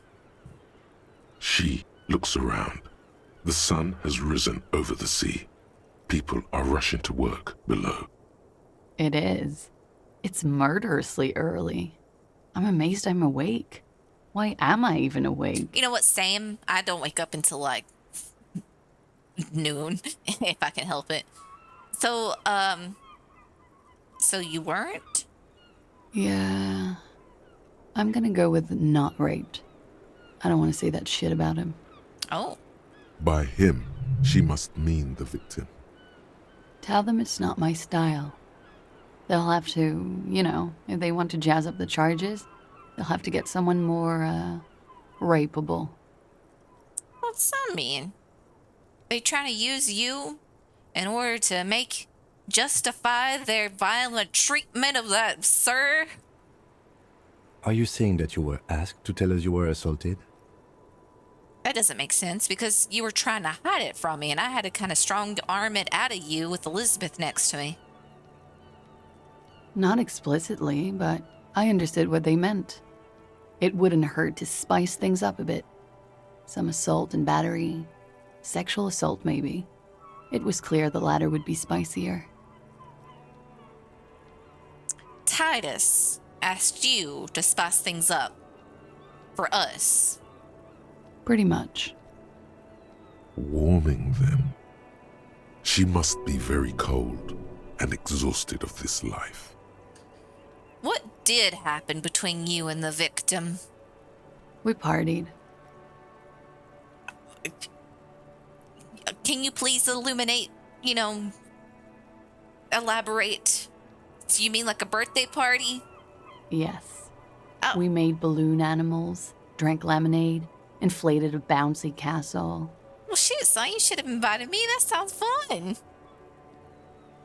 Did you rim the lemonade glasses with sugar? I like to do that. I mean, I don't know. It's a little bit too sweet. I like it more on the sour side, but... Yeah, I love that too. We frosted the glasses. I unwrapped my bike. There was a petting zoo with little white rabbits. Oh my god, really? I would like it to have been that way, but it wasn't. Aw, man. Aw, man. How was it? We drank, sir. A lot. For weeks, basically. We had that effect on each other. We made each other drink harder. That's why I liked him. And so he was your drinking buddy. What else? Stimulants. Speed also has that effect, making you drink harder. And then drinking harder makes you do more speed. It's quite the combination. We also had sex. I see. Okay. Were there any feelings involved with the sex? A little. The drugs were good enough, and we did enough of them. I see. How did you two meet? It makes me very uncomfortable that we're doing this out in a blizzard. Why did it get so snowy? Downstairs, at the bar. He was on some sort of assignment. A military man, as you probably know. I've Had heard. a cool, scary scar. Did he have a scar? She appears aloof, but that scar part, the scary, is stressed and drawn out. What's that about? apprehension, No, let's take a dive into the scar. with longing. She misses him. When was this? A month ago? Something like that. It must have been hard for you, seeing him there, out in the yard, rotting, decomposing, taunting you. Oh, yes. I've had a great view. From the roof, out of the bathroom window, in my dreams. Pleasant. A bitter cringe. It hurts. You look to the lieutenant. You called us, the RCM. Yes. The call reporting the hanging, that was you. I made it. And I would appreciate it if you didn't tell everyone. I won't. In Martinez, they call it snitching. Oh, yeah, we all know what happened to snitches. They don't get invited to the bouncy house parties. Reporting crimes is confidential in Revachol, miss. The caller's voice was disguised? I didn't exactly disguise it. I just muffled the mic and nicked the landline a little. Nicked it? How'd you nick? It's like, are you the reason why Lena can't call her husband? Or her With house nail sitter? clippers. And I diverted some radio fuzz into it. Into the cold wire. How did you do that? Which landline? The one downstairs, officer. I used the whirling landline. Why go through all the trouble? I don't know, sir. It was stupid. I was drunk, too. I was probably afraid the union was listening in. Locals say they have ears in the wires. I wouldn't be surprised with Everard. He seems to have ears. Actually, he probably knows. He probably knows. He knew my name before I knew my name. Thank you for making the call, miss. It was the right thing to do. I didn't want to, sir. But if I hadn't, he'd still be hanging there. What can you tell me about him? Name, eyes, age, anything? I'm sorry, I can't do it. Not right now. Later, maybe. I keep seeing him. Like he is now. I can't talk about his... I don't know. Hair. I see. I know it's difficult, miss. We can return to it later. Later, then. All right, Kim, remind me. I don't want to forget. I know I should, but I don't actually look at my tasks. She meant she sees him in her dreams. I don't know if I could say I've also seen him in a dream. I've seen myself hanging in the tree from a dream, but I've also seen him in a dream. You have? Not like I do, I imagine. She sees them in each other's arms. Electrochemistry, how am I knowing this? You're in each other's arms. Yes. And then he's dead. His mouth agape. She looks into the light green pack of cigarettes and pulls out another one, preparing to light it. I see him as me. She dips the cigarette in the lighter's flame and inhales, then looks at you with her lungs full of smoke. Not in that way. Not in that, I see myself in your arms. Not like that. I mean, like me hanging from the tree. It's not weird. I can see the similarity, yes. Funny. Hey! Funny how? Nothing. I also saw him. We had a long inspection and that sort of thing sticks with you. Let's move on. And I guess, what did they hang him for, if not rape? He had something to do with the strike. One has been roiling since I got here.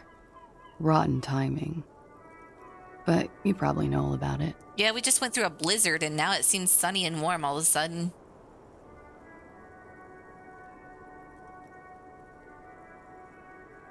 And his role in this strike was what? I think he was in a security detail. He was ex-military, worked for Wild Pines, and against the Union. We didn't discuss work much, if you know what I mean. but I understood it was dangerous. Right? And they lynched him for it? She nods.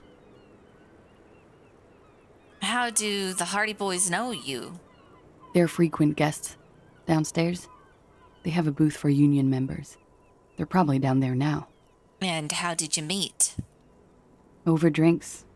It's been a long, boring winter. The Horns. Did you party? A little, yeah. Like you partied with the deceased?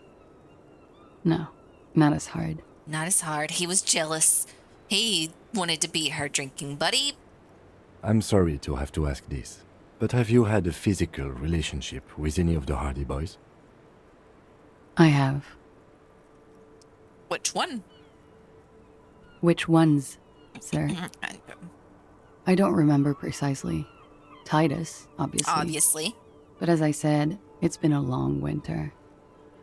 Titus, definitely. I could see it.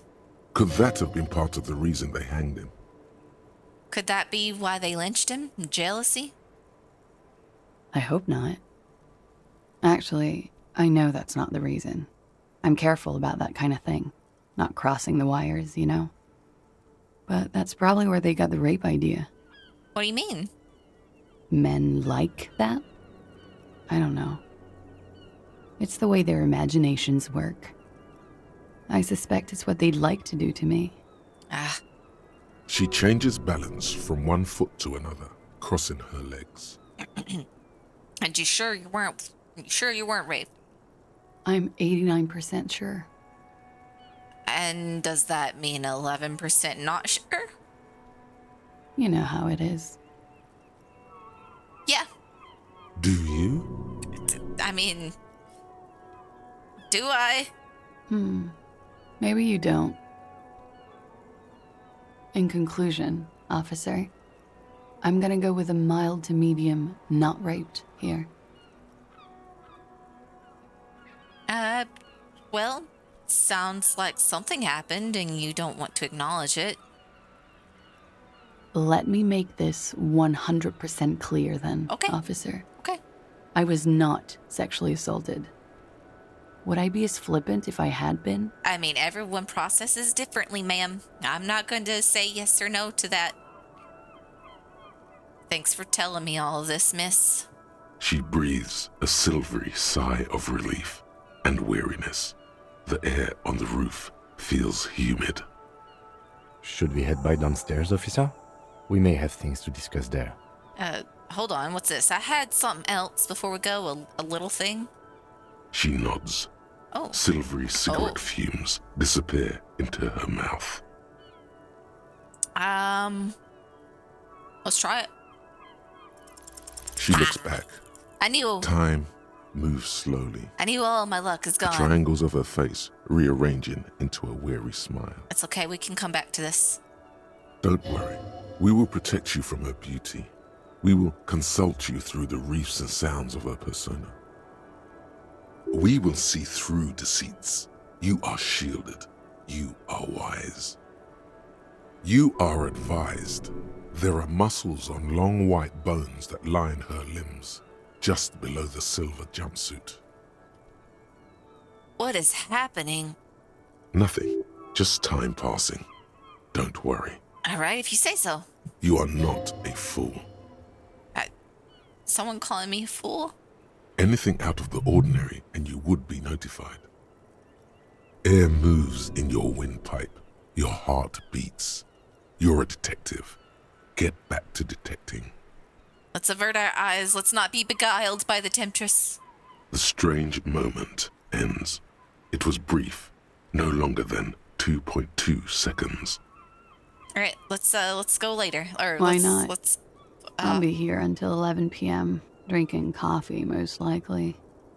You just say 2300, ma'am. I know military. I know the 24-hour clock. It's okay.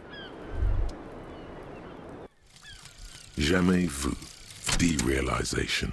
Yeah, that's interesting. Jamais vu. The opposite of déjà vu. Not already seen, but never seen. Everything that should be familiar appears strange and new, like some half-forgotten day in your childhood, only now. That's the feeling you've been having. And for who knows how long. You should go and ask Joyce Messier about this. What world are we in? This is a fundamental question. Joyce! Nice. I have questions for you, Joyce. But first, what's in here? The same small, heavy door. No lock in sight. Where does this lead? I don't know. It is not the first closed door we found in this building. Yeah. There is also your mysterious blue kitchen door. I need to know the mystery. Do you think it's important? I don't know. The further we get, the more this building seems to be tied to the case. Below, the hostel cafeteria creaks and groans under your added weight. A skeleton of composite support beams and cantilevers. Let's tap on the roof with our foot. A dull thump. Somewhere inside, a wind brace rattles from the imperceptible motion of the building. The vigilantes, the cadaver, and a number of people connected to the case are in or around this building. This door is part of it. It's not unimportant. Yeah, Kim, enable my curiosity. Push. It's barred from the inside. No, You hear Kim. the bar rattle in the brackets. Kim, let's try it. Let's kick the door in. Oh my god, I got it! Whoa, what is... Why am I only getting the 8% ones? Why can I not get the others? Something cracks inside. Let's continue. It is an unbelievably satisfying sound. Nice. Yeah, oh yeah, she liked that. Hey, my morale was already full. You couldn't have given me like a little one? You couldn't have done that? Okay. Filling you with a belief in your own body. Okay, CDR, thanks for showing up. Sounds like Goodbye. the property damage wasn't in vain, at least. Would it hurt to look in? Let's see, I gotta know what's in there.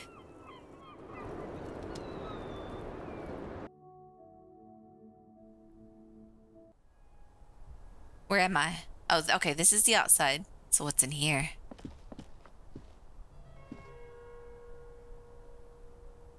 Odd place. The pinball machine has been taken apart and gutted. Oh my god! Cool detective coat! Cool detective coat! Hold on. Okay, this one gives me a spirit, de corpse, and shivers. Empathy and hand-eye coordinate. Give me that. Oh my god, I'm so dashing. Call me Sherlock. Yeah, I don't understand why I'm only getting the 8% ones. That's how I got my black coat too. It was an 8% one that I managed to jump across the thing with. I don't understand. Why is it those the only ones I get? What's this?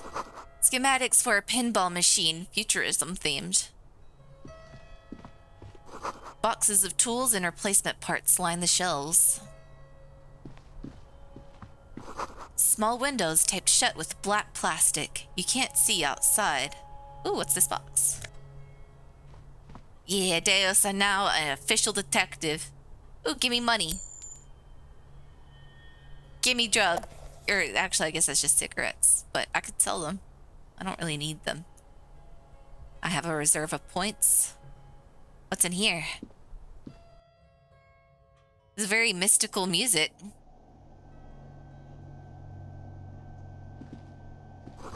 This pinball is White Diora? The black glass shows a female figure mourning. A note, NB, the spare key is tied to the bush outside the corner room window. Oh? Is that the key to the blue door? Is that for the key to the blue door?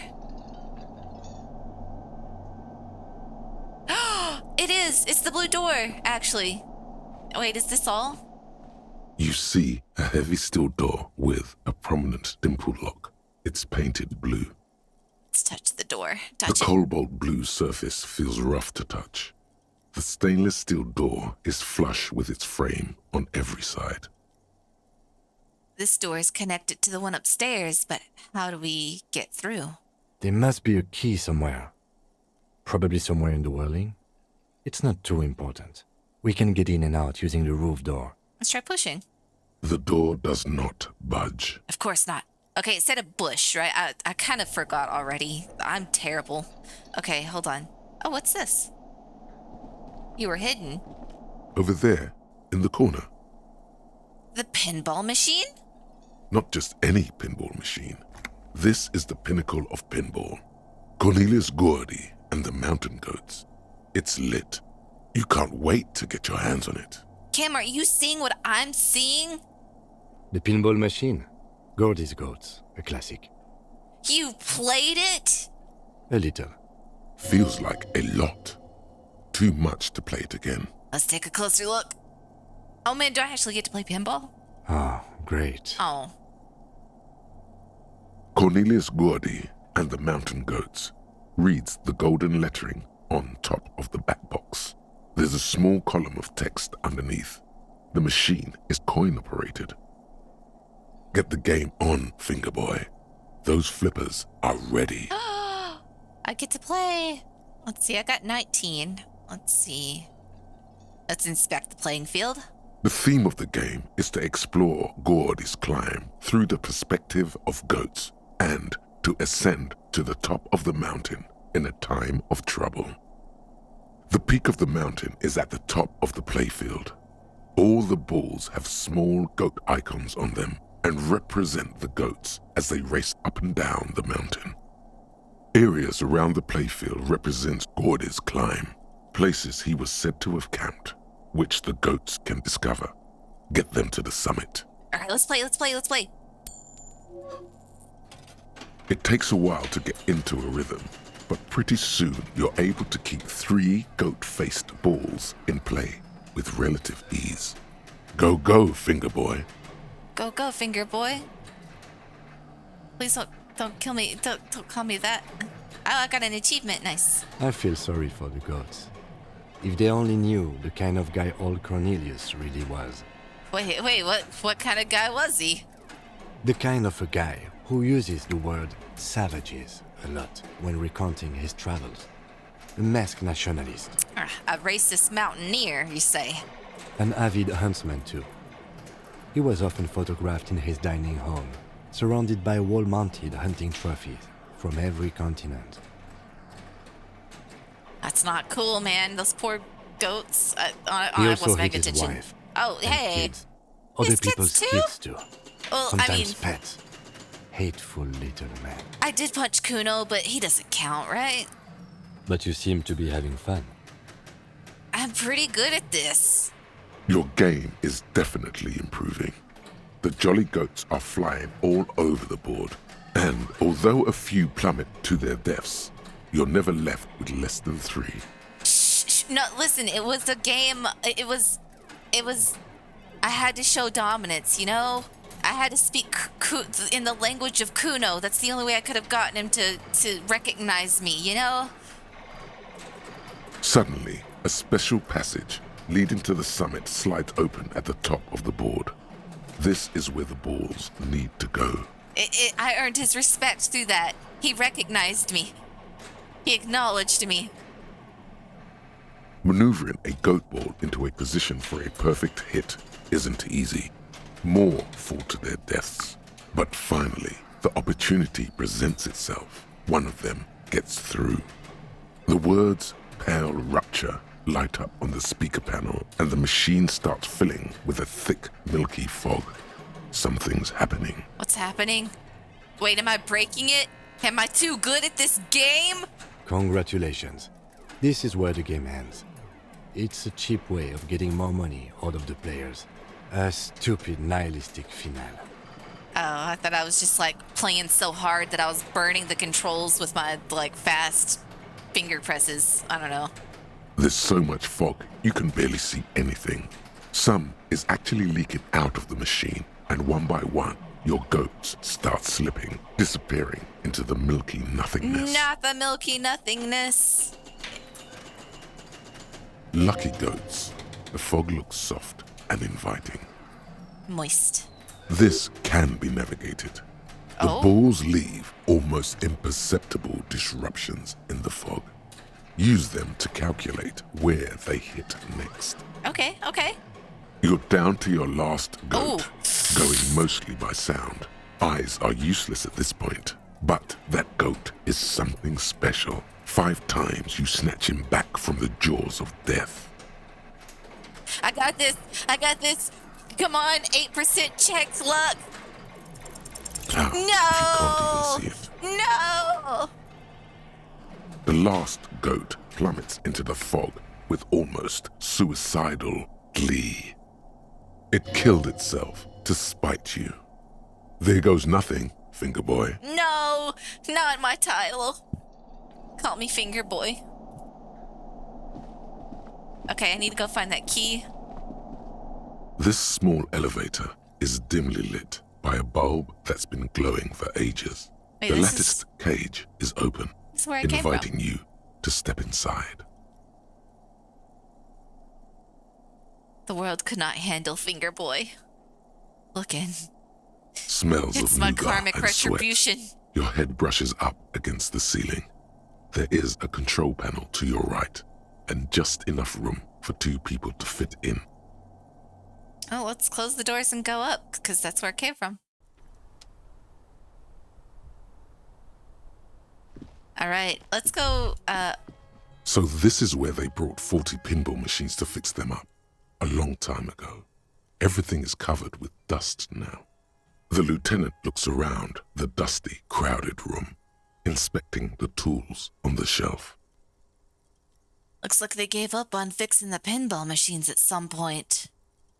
At some point, 20 years ago, 15 maybe, before pinball went out of vogue. This used to be a pinball workshop. Looks like it. I'm guessing Martinez North 22 used to be a pinball arcade before it became a hostel. There are machines left over. Downstairs in the hall, next to the main door. One of them even works. I've seen one of the Hardies bang away at it. Oh, well, finish the thought. Oh, hey, you got something to say, Kim? Kim, you got some stuff to say? I see it. Kim, talk to me. Talk to me, Kim. What do you have to say? Speak it unto me. Maybe we have to leave.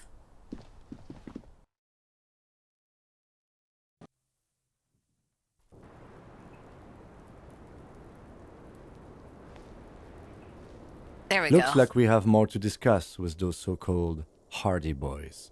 Thoughts Half of their the game? reasoning just went out the window. Kuno did it. He says he didn't, but I know he did. It was Kuno. He's the mastermind. But not really. This game is pretty... I like this a lot. Definitely something that I'm going to be doing multiple playthroughs of in my own time, for sure. I really like the my reptilian brain. He's a pretty cool guy. Okay, so looks like we have more to discuss with those Hardie boys. You think this will make them cooperate? Nothing will make them respect the RCM, but it will disrupt the game they prepared for us. We just stripped off one layer of whatever it is. Her decision to not corroborate their story was definitely not part of the plan. Why did she tell us all that? What else could she have done? Lie? She saw there was no way to lie and get away with it. I'm not sure she had to lie. I wouldn't have known. If not you, then me. It was a smart move from her. She seems candid. I'm a truster. I believe her. You think so? Being candid is the best way to lie. The appearance of candor with some facts thrown in draws attention away from whatever one chooses to omit. I know that. Kim, I'm not fooled. I'm not gullible. I'll get that necktie. One day. She may be trying to control the pace of the investigation. Anyway, we should move. I suspect our inquiries will bring us back here soon enough. All right.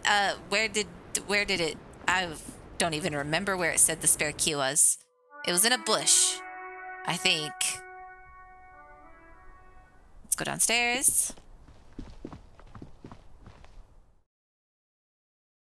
No, I haven't. I still haven't gotten the necktie. I kind of flopped it. I mean, actually, let's see if I can get it now.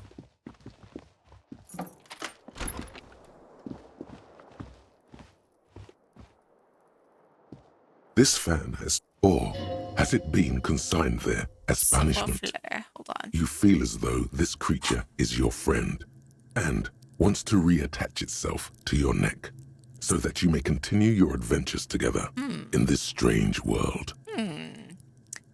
Sneaky. I kind of like sneaky. Let's see. I kind of like being a puppet master. I don't need the necktie. That's okay. Let's go ahead and level this up. There we go. It's all right. I don't need it. Leave. Okay. Bush. There is a bush with a key. I need to find bush with key. I left everybody's doors left open.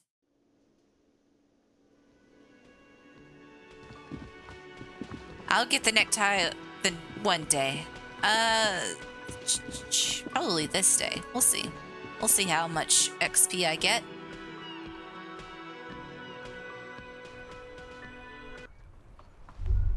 All right. Oh wait.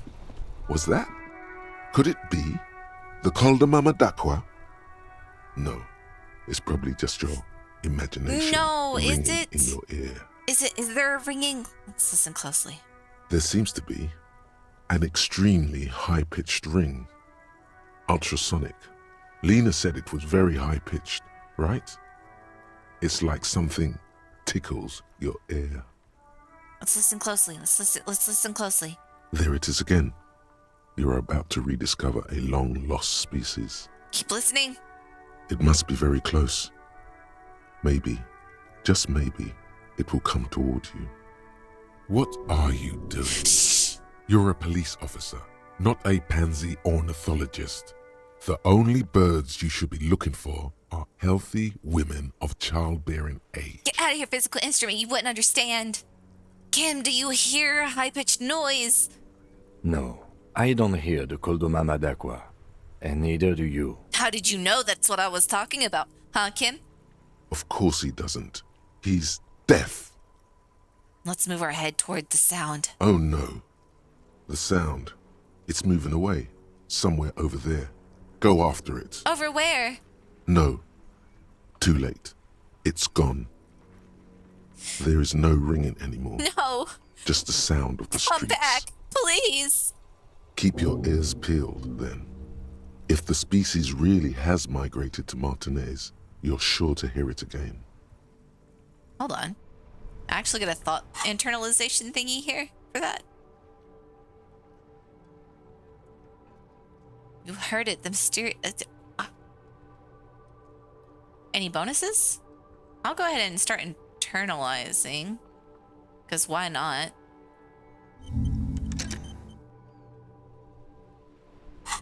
I need that. I need it.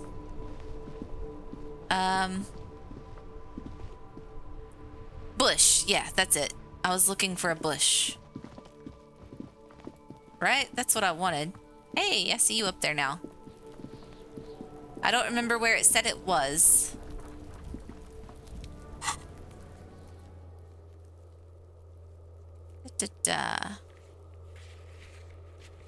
Okay.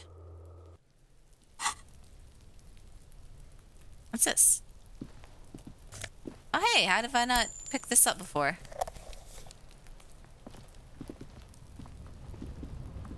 Where was the bush?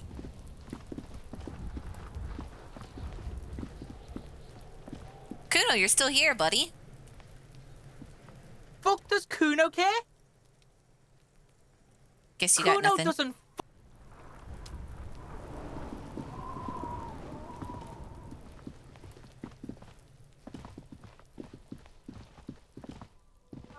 Well, maybe even without the key, I can go ahead and tell Gart what's behind that blue door. He'll be so jealous. Oh, I can't wait to hold that over him. Hello, Gart. I've opened the blue Can door. I help you? Oh, it did? I'll go back and look at it. Oh, wait, I can't tell him? I can't tell him about... well, what about my bill for tonight? Got the 20 real? Do I? I don't. Not yet. Then why are you wasting my time and yours? Fine. Goodbye.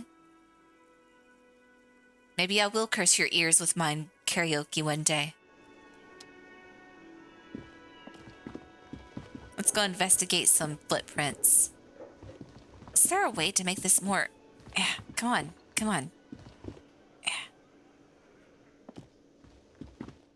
Moving to the left of the screen is significantly harder than moving to the right.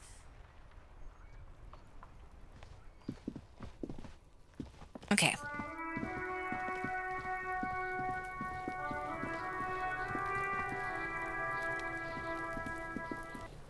There are several footprints in the mud, I can. left Okay. by work boots. Anywhere from 6 to 12 pairs have walked here. Counted the Hardie boys. Hardie said they hanged the victim. Viskel said, go do it. All right. Let's hope all my 8% check luck has not borked this for me. 8 Yes. pairs of boots have shuffled back and forth in the mud. Where else have we seen a gang of men in work boots? That's right. The Hardie boys in the mess hall of Welling in Rags. I mean, they've told me about this. I'm not sure what insight I could gain from this, but we'll go over them one by one nonetheless. 1.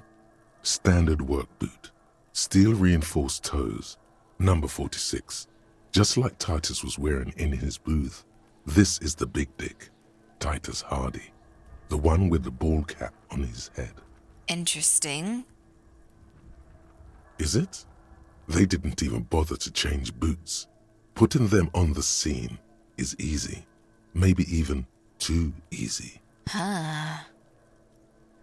2. Let's see, counting. Standard work boot. Steel reinforced toes. Number 44. Either the blonde muscular guy, Glenn, or the young guy with a plectrum around his neck. Okay. 3. Hobnailed work boot. Steel reinforced toes. Number 43. The inked banger, perhaps. 4. Standard work boot. Number 45 or 46. Theo, the old smoker. You think you even see a tiny fleck of cigarette ash inside the print. What else? 5. Another standard work boot. Reinforced toes. Number 44. Same as before. Either the musician, Eugene, or the muscle-bound blonde, Glenn.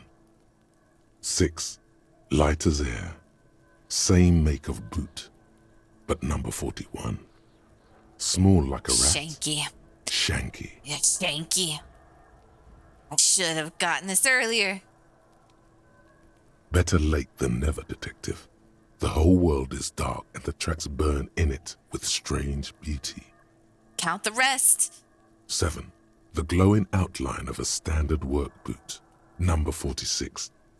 The imprints are twice as deep as the others. The weight exceeds 200 kilograms. Fat Angus. Carrying something? Okay, and the last one. 8. Another standard work boot. Number 44.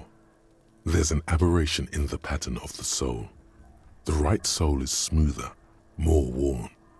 Curious. A missing 8th Hardie boy. Right sole is smoother, more worn. You got like a broken leg or something? 7 sets of tracks, right? The Hardie boys were here. 8 sets of tracks. 8, actually. That's all? Interesting. Then one of them seems to be missing. Anything else out of the ordinary? A leader like Titus doesn't let one of his guys out of sight easily, especially at a time like this. Guess we'll go through all of them. Light step, number 41 shoe. I'm guessing that's the skinny Hardie boy. Shanky. The one with his front teeth missing. Did he? You mean the rat-faced one? Yes, well, he did look a bit like a rat, you're right. Do you think those prints belong to him? Yeah. I could still be wrong, but I'm probably not. A heavy one, 200 kilogram imprint, likely Angus carrying a body. 200?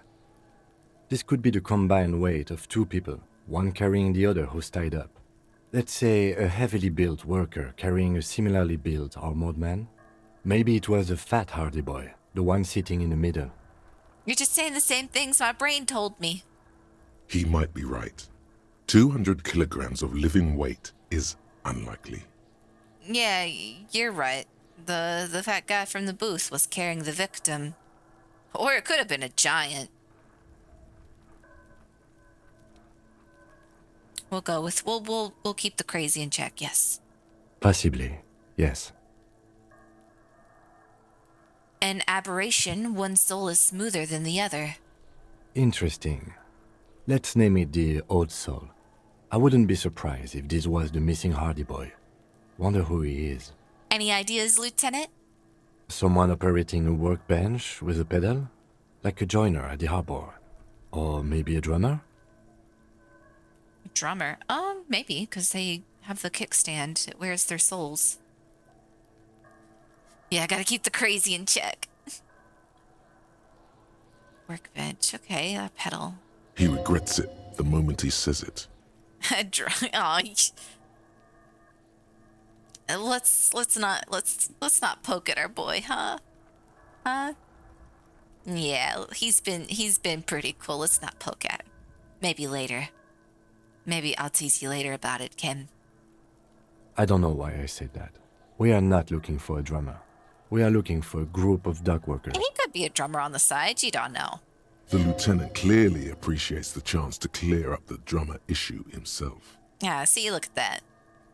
Perhaps it could be a driver. A driver would wear out their right shoe before the left. The accelerator is on the right. That's true. I was actually thinking the exact same thing, Kim. He Totally. doesn't seem to hear you. Looking south toward the traffic jam instead. The machines are silent. The engines are all turned off. We should keep our eyes open around the traffic jam. See whether anyone strikes out as a potential suspect. Seems prudent, no?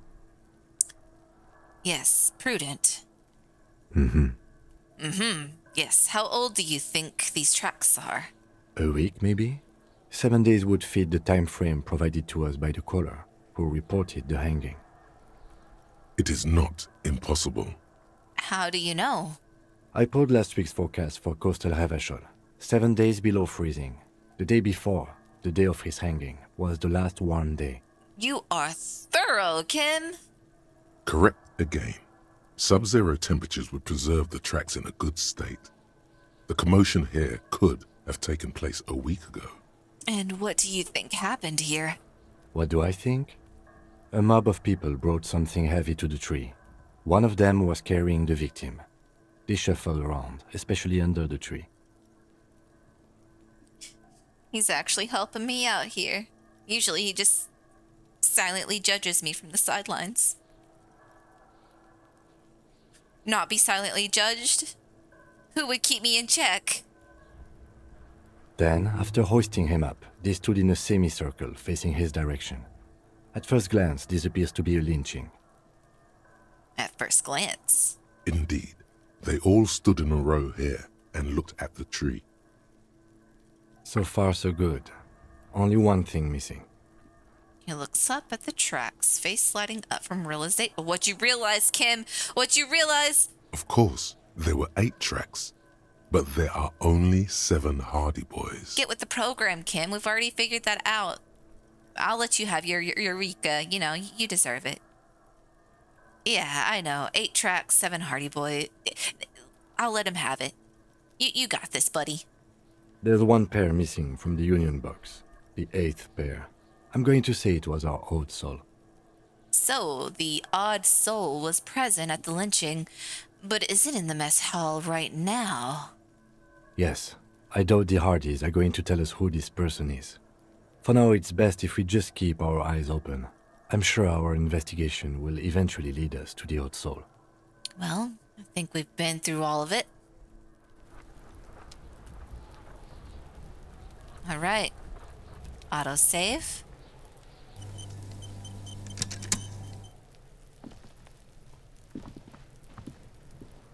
Well. Kuno, hey bud. Please let me move to the left. Let's go see if we can go into that haunted bookstore now. I have a pry bar. Can I go through the trash? Nope.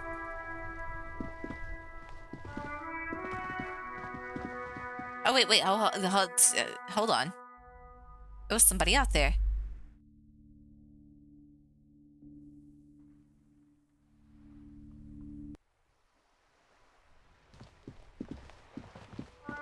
Hello.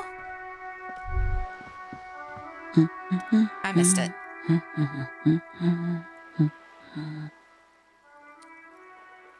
Hello. Hello? Who are Me? you? Yeah, you. No one. I'm just a working class woman. Just a working class woman, you She say? doesn't really want to be disturbed that much. What are you doing? Looking for something to read. Good. Good. Yeah. It is. Yeah. I'm a policeman. I know you are. Oh, good then. Mm-hmm. Do you need any help from a policeman? What with? This citizen thinks she can do without your assistance. Don't buy it. They all need help. Maybe your husband's missing. My husband? No, he's not. So where could he be? I don't know. At home now? Out drinking with his friends? You don't know. Working? You don't know, so he's missing. Where is this going, officer? So what I'm hearing is you don't really know where your husband is. Yes, but I don't really need to know where my husband is. Not all the time. When you like to. No. Oh. I could totally help you find your missing husband. Why are we still talking about this? I haven't lost my husband. She has, though. The husband is totally lost.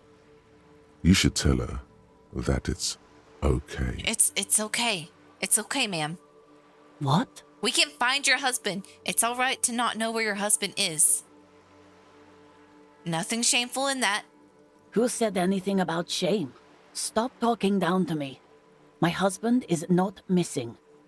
But he is. You can feel it. Or maybe it's something else then. Maybe your children are missing? No, absolutely not. So where are they? Are you a policeman or a nanny? Nanny. So where are they? They are not missing, sir. You know where they are. They're at home, smoking, giving the ladder of vices a chance. What if something horrible has happened? What if they're dead? That's the bad vibe you got before. What if something happened? What if they're in the sewers? What? That's just... My daughters are perfectly fine. They're with their friends down in Shamrock. There's nothing to worry about. She's getting upset. Her voice has risen as she tries to convince herself that her daughters are safe. But what if they fell in the sewers? They're almost grown up now anyway.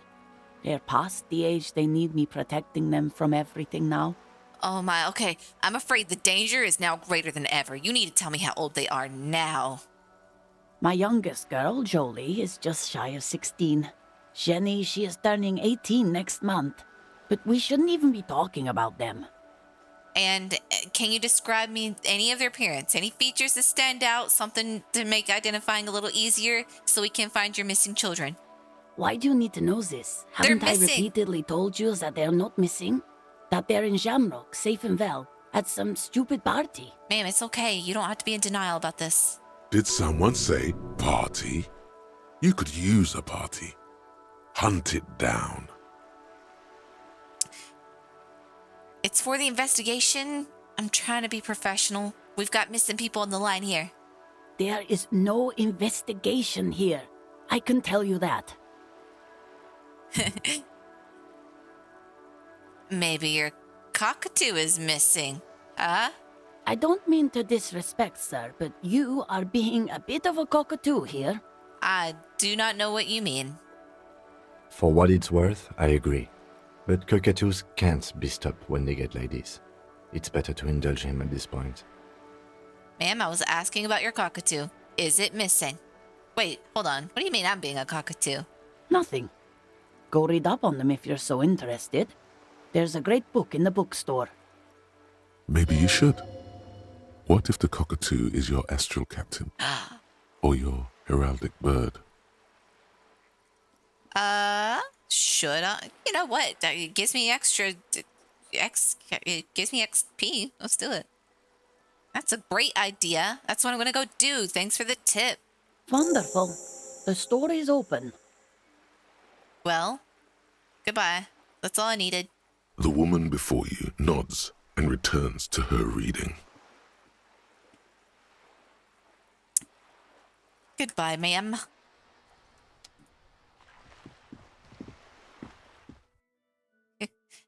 They like to cockatoo. Let's first check out this room and see if I can open it yet. I don't remember if I needed to upgrade or up. A heavy door with a missing handle stands before you, covered in dozens, if not hundreds, of little oddly shaped trinkets and charms. It appears to be locked. Wonder if I can convince her to let me open it.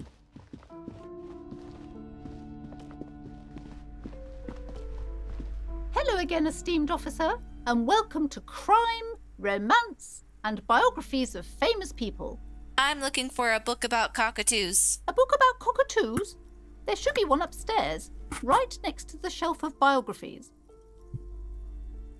Thank you very much. Bring your daughter in from the cold, ma'am.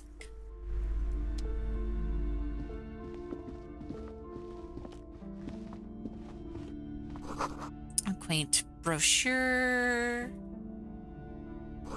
It's a tome of fascist magic. Rather candid.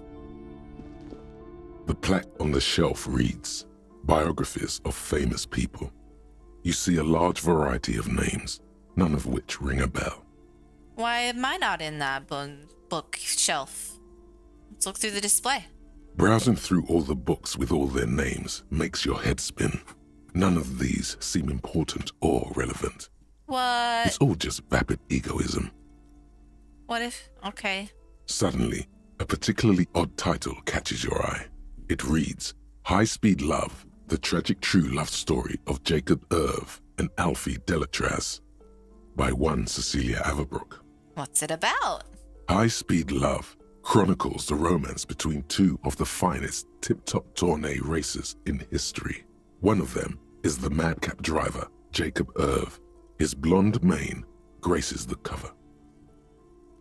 Next to Irv's life story, you see a slim biography of an Occidental rock star called the Anti-Star. The Anti-Star. He's famous for shooting morphine into one of his eyeballs and cocaine into the other.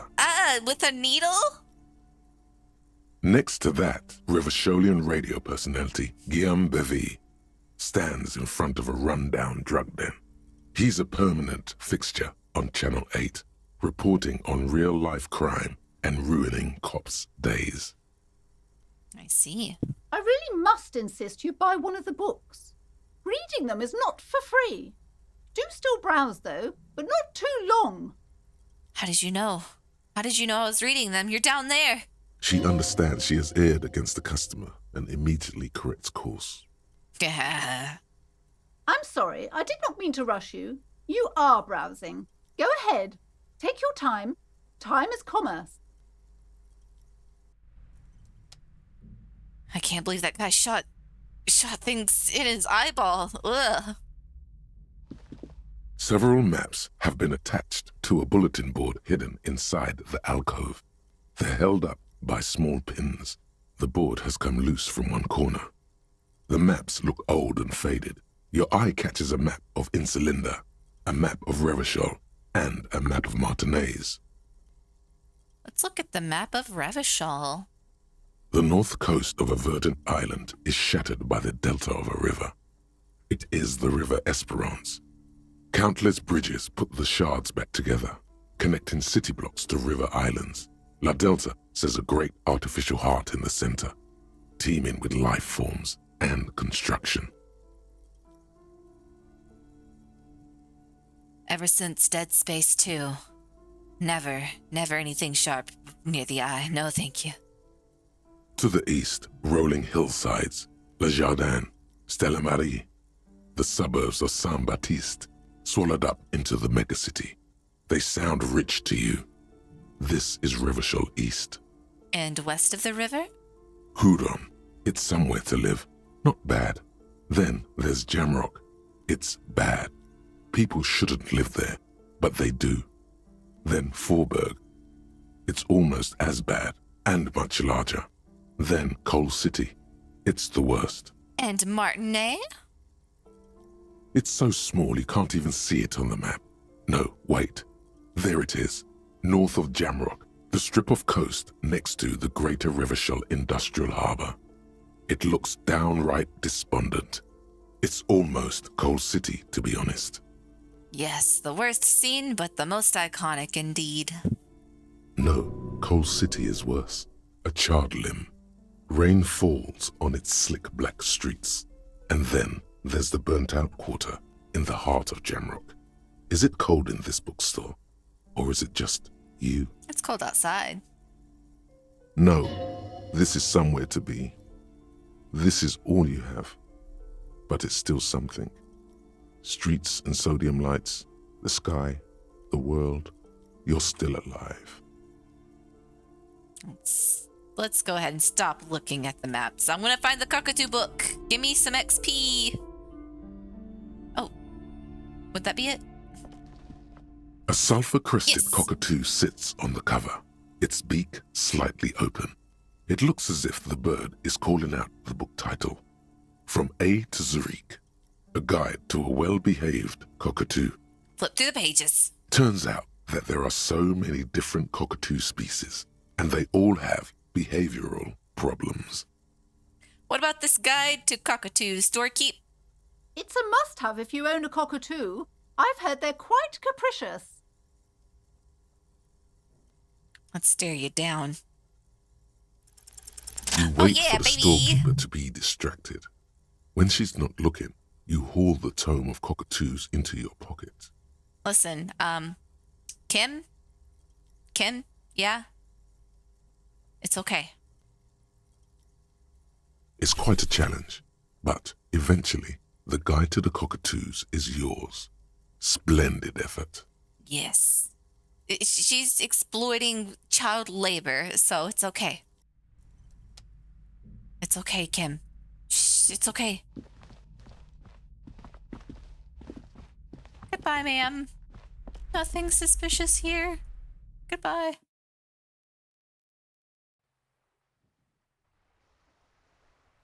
Okay, let's go ahead and read it right in front of her. Oh, wait, I don't get to read it? Oh, there it is. Interact. A cockatoo is a parrot with an erectile crest found on the Seminine Islands Why do you have and to in describe southern it that Face way? a la Mer. Known for their intelligence and general precociousness, cockatoos are popular birds in aviculture. However, they often exhibit various behavioral issues. And what more? This book talks about the delicate nature of twos, as well as introducing some of the most popular species among the bird enthusiasts. The funeral cockatoo, the major majestic cockatoo, and the most common bang bang cockatoo. Bang bang It's cockatoo. colorfully illustrated.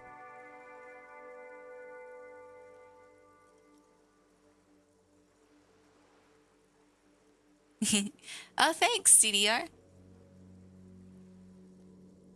All right, look, what problems do these birds have? Where to even begin?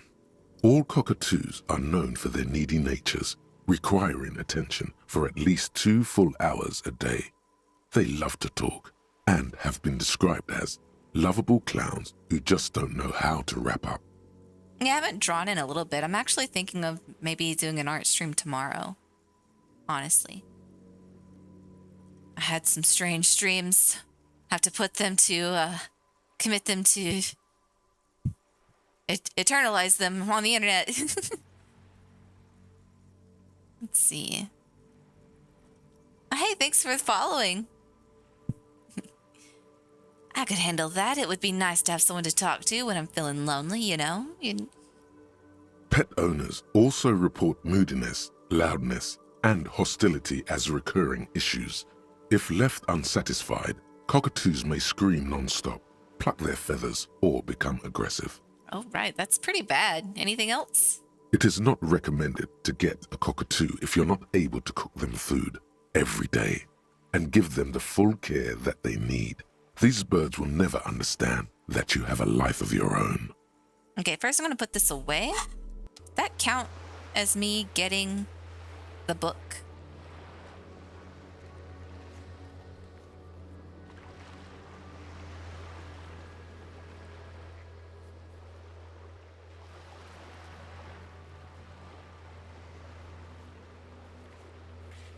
I guess so. The dumpster with the guy's clothes? Oh, hold on. Let me get out of this. There we go. I have gone through a dumpster, yes. Would there be more to it?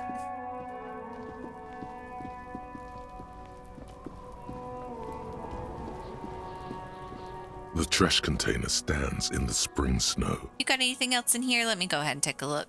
The smell of rotten food rises to greet you. You see soggy cartons, dirty rags, and organic waste. There, I was worried. Okay, I'm gonna close the lid. The container sounds a muffled gong. I found, I don't know, maybe, we'll see. I found my paperwork, I found his clothes, and I found a mug that this guy thought was really hilarious. It was just a picture, but he got a hoot out of that mug.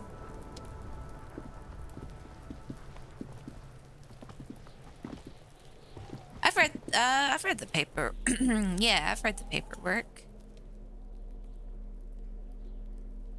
I don't think I have anything new on there. It's the ledger you found in the trash. A cabbage of papers hanging from the board, with the permeables drawer inside. You know, thanks for It's bringing that barely up. held together by a clip, then Honestly, made complete by the faint smell of urinal cleaner. I would have forgotten to recheck this. Okay.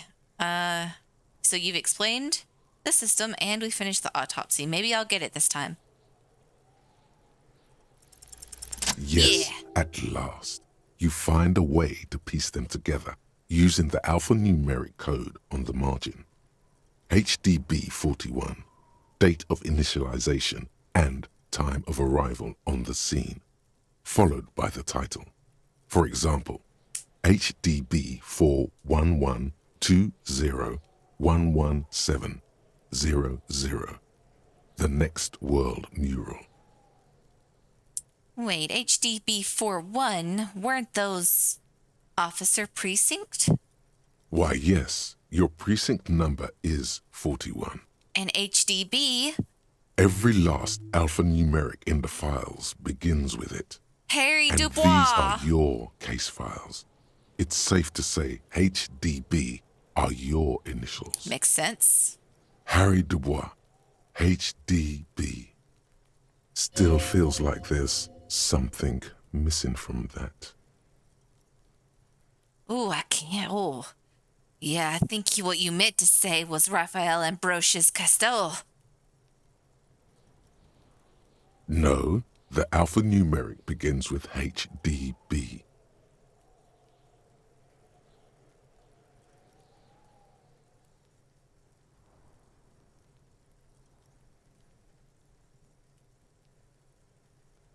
I have a very important decision in my life right now. Do I keep up the moniker that was the old me? Or do I step into my new life and take this new opportunity and become who I was always meant to be? Good. How long does it take to read one of these Raphael stamped cases? Fine. It takes about half an hour for you to piece one together. Mr. Raphael, which one do you want? Let's see. The Next World mural. This one is relatively easy to reconstruct. Overnight on 1202, a graffito, nay, a mural, appears on an 8-story tenement overlooking central Jamrock. The building is a sparsely inhabited ghost tower, part of a failed real estate development called Grand Couronne. Grand Couronne. The mural is enormous. 2 silhouettes, a man and a woman, are kissing. The text cut into their form reads, "True love is possible only in the next world. For new people, it is too late for us. Wreak havoc on the middle class." People call it that thing and that fucking thing. It's visible for miles.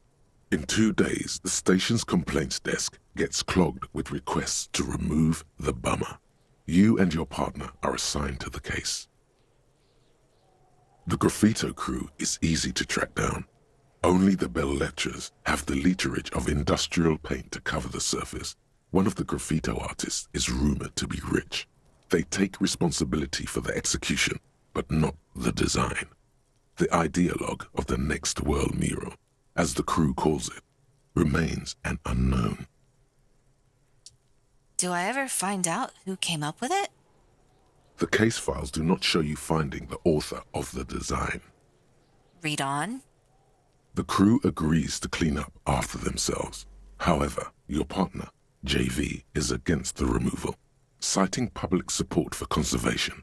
This leads to a debate in Precinct 41, which then spreads to the streets of Jamrock, ending in a rare plebiscite organized by you and the rest of Row 3.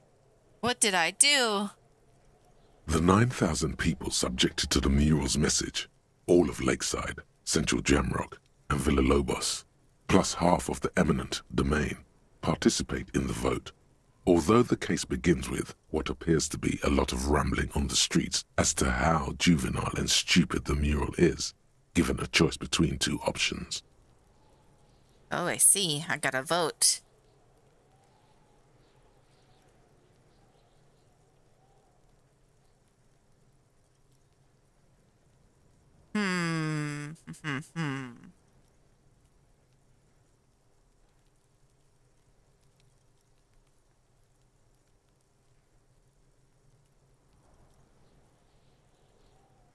Let's keep it. Let's support our artists. A staggering 78% of voters choose to keep it. Turns out the opposition were a loud minority. Oh. And that love truly is possible in the next world for new people. And it is too late for us. Listen, the middle class? No, I mean... Let's see. Nah. The middle class are not to be blamed. It's human. I don't even know what this conversation's about, so I'm just going to choose this one. Did anyone ask you what you believe in, man with the smelly toilet ledger? Oh. What do you want to tackle next? Or are we done? The unsolvable case. AKA Leslie and Burke. AKA the public indecency drunk and the property damage drunk is a cursed case. It has been passed from unsuspecting officer to unsuspecting officer for 10 years. On January 29, the unsolvable case made its way to you. Why you accepted it, it is unclear. Every officer, and indeed most civilians in Jamrock, know it's unsolvable. What's unsolvable about it? You were so drunk, you didn't remember what it was when you signed on. That, or you were high. Nah, listen, you just didn't have me on the case. Leslie will always take his pants off when he's drunk. Burke will always trash everything. It's just what they do. It is their nature. You cannot change the nature of a man. And you can't lock them away because public indecency and small-scale property damage are not punishable by incarceration. Oh.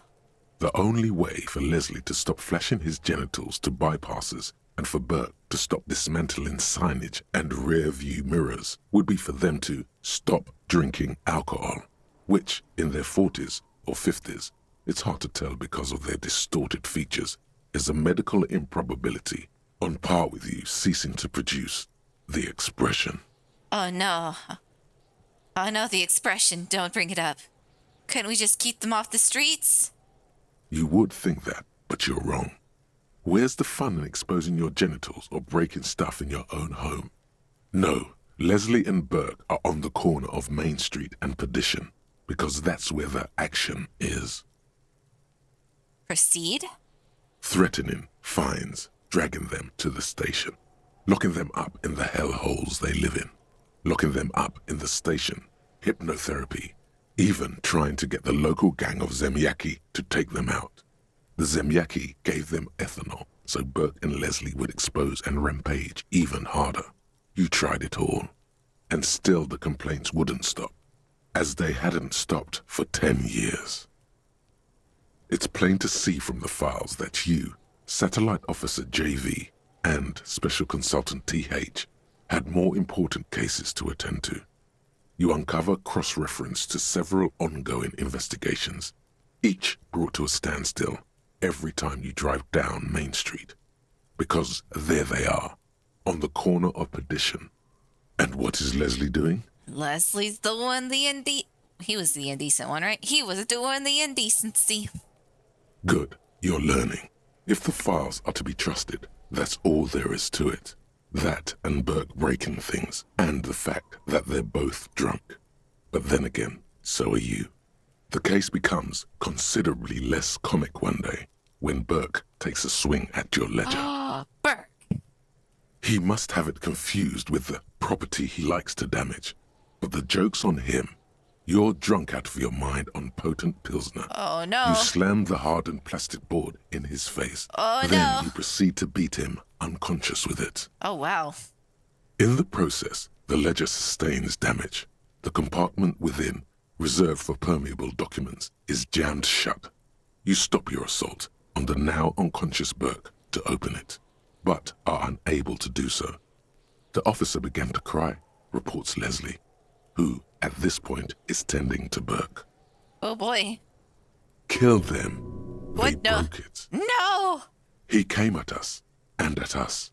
I think he was trying to kill Burko. While trying to kill Burko, you slowly come around. The permeables compartment is open. You've smashed it open on poor Burko's kneecaps. The good news is, Burke can't walk anymore. Oh, jeez.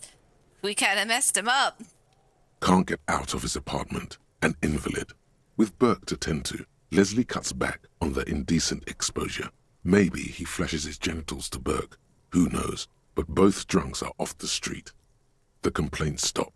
The unsolvable case is solved. See, all you had to do was just leave it up to me. Which is also why the officer responsible narrowly escapes a disciplinary hearing. The end. Nice. Does that sound like a Raphael something Costo to you, sir? That was me in the past. This is me now. Yes. Fine then. You've earned it.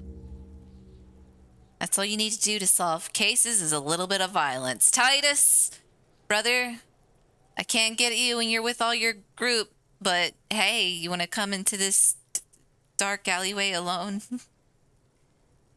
Okay, I'm actually going to revisit these files later. Not much has changed in the meanwhile. A bunch of sodden papers still sag. Alright, I'm actually going to call that quits for tonight and pick this up again later. Ooh, I actually have a point too that I can level up. But anyway, that is it for today. All of those of you sticking around, still in there, thank you for attending my stream, sticking around, having fun, chatting. I appreciate you guys and everyone who's followed. Thank you so much for following too. I'm gonna keep playing, of course. I'm gonna try to beat this. It's definitely turning out to be a game much longer than I anticipated. So I might I'm definitely going to finish it on stream, but I don't think I'm going to do multiple playthroughs, like different routes on stream. We'll see. We'll see how it goes once I actually beat it, how long the game actually is. And maybe on other playthroughs, I don't have to be so, I won't be so explorative. I will. I'll set one up. But anyway, thank you for showing up, and I hope you guys have a great weekend. Maybe I'll see some of you guys tomorrow while I'm drawing. I'll definitely make tomorrow's stream an art stream. Let me save real quick. Never trust those auto saves.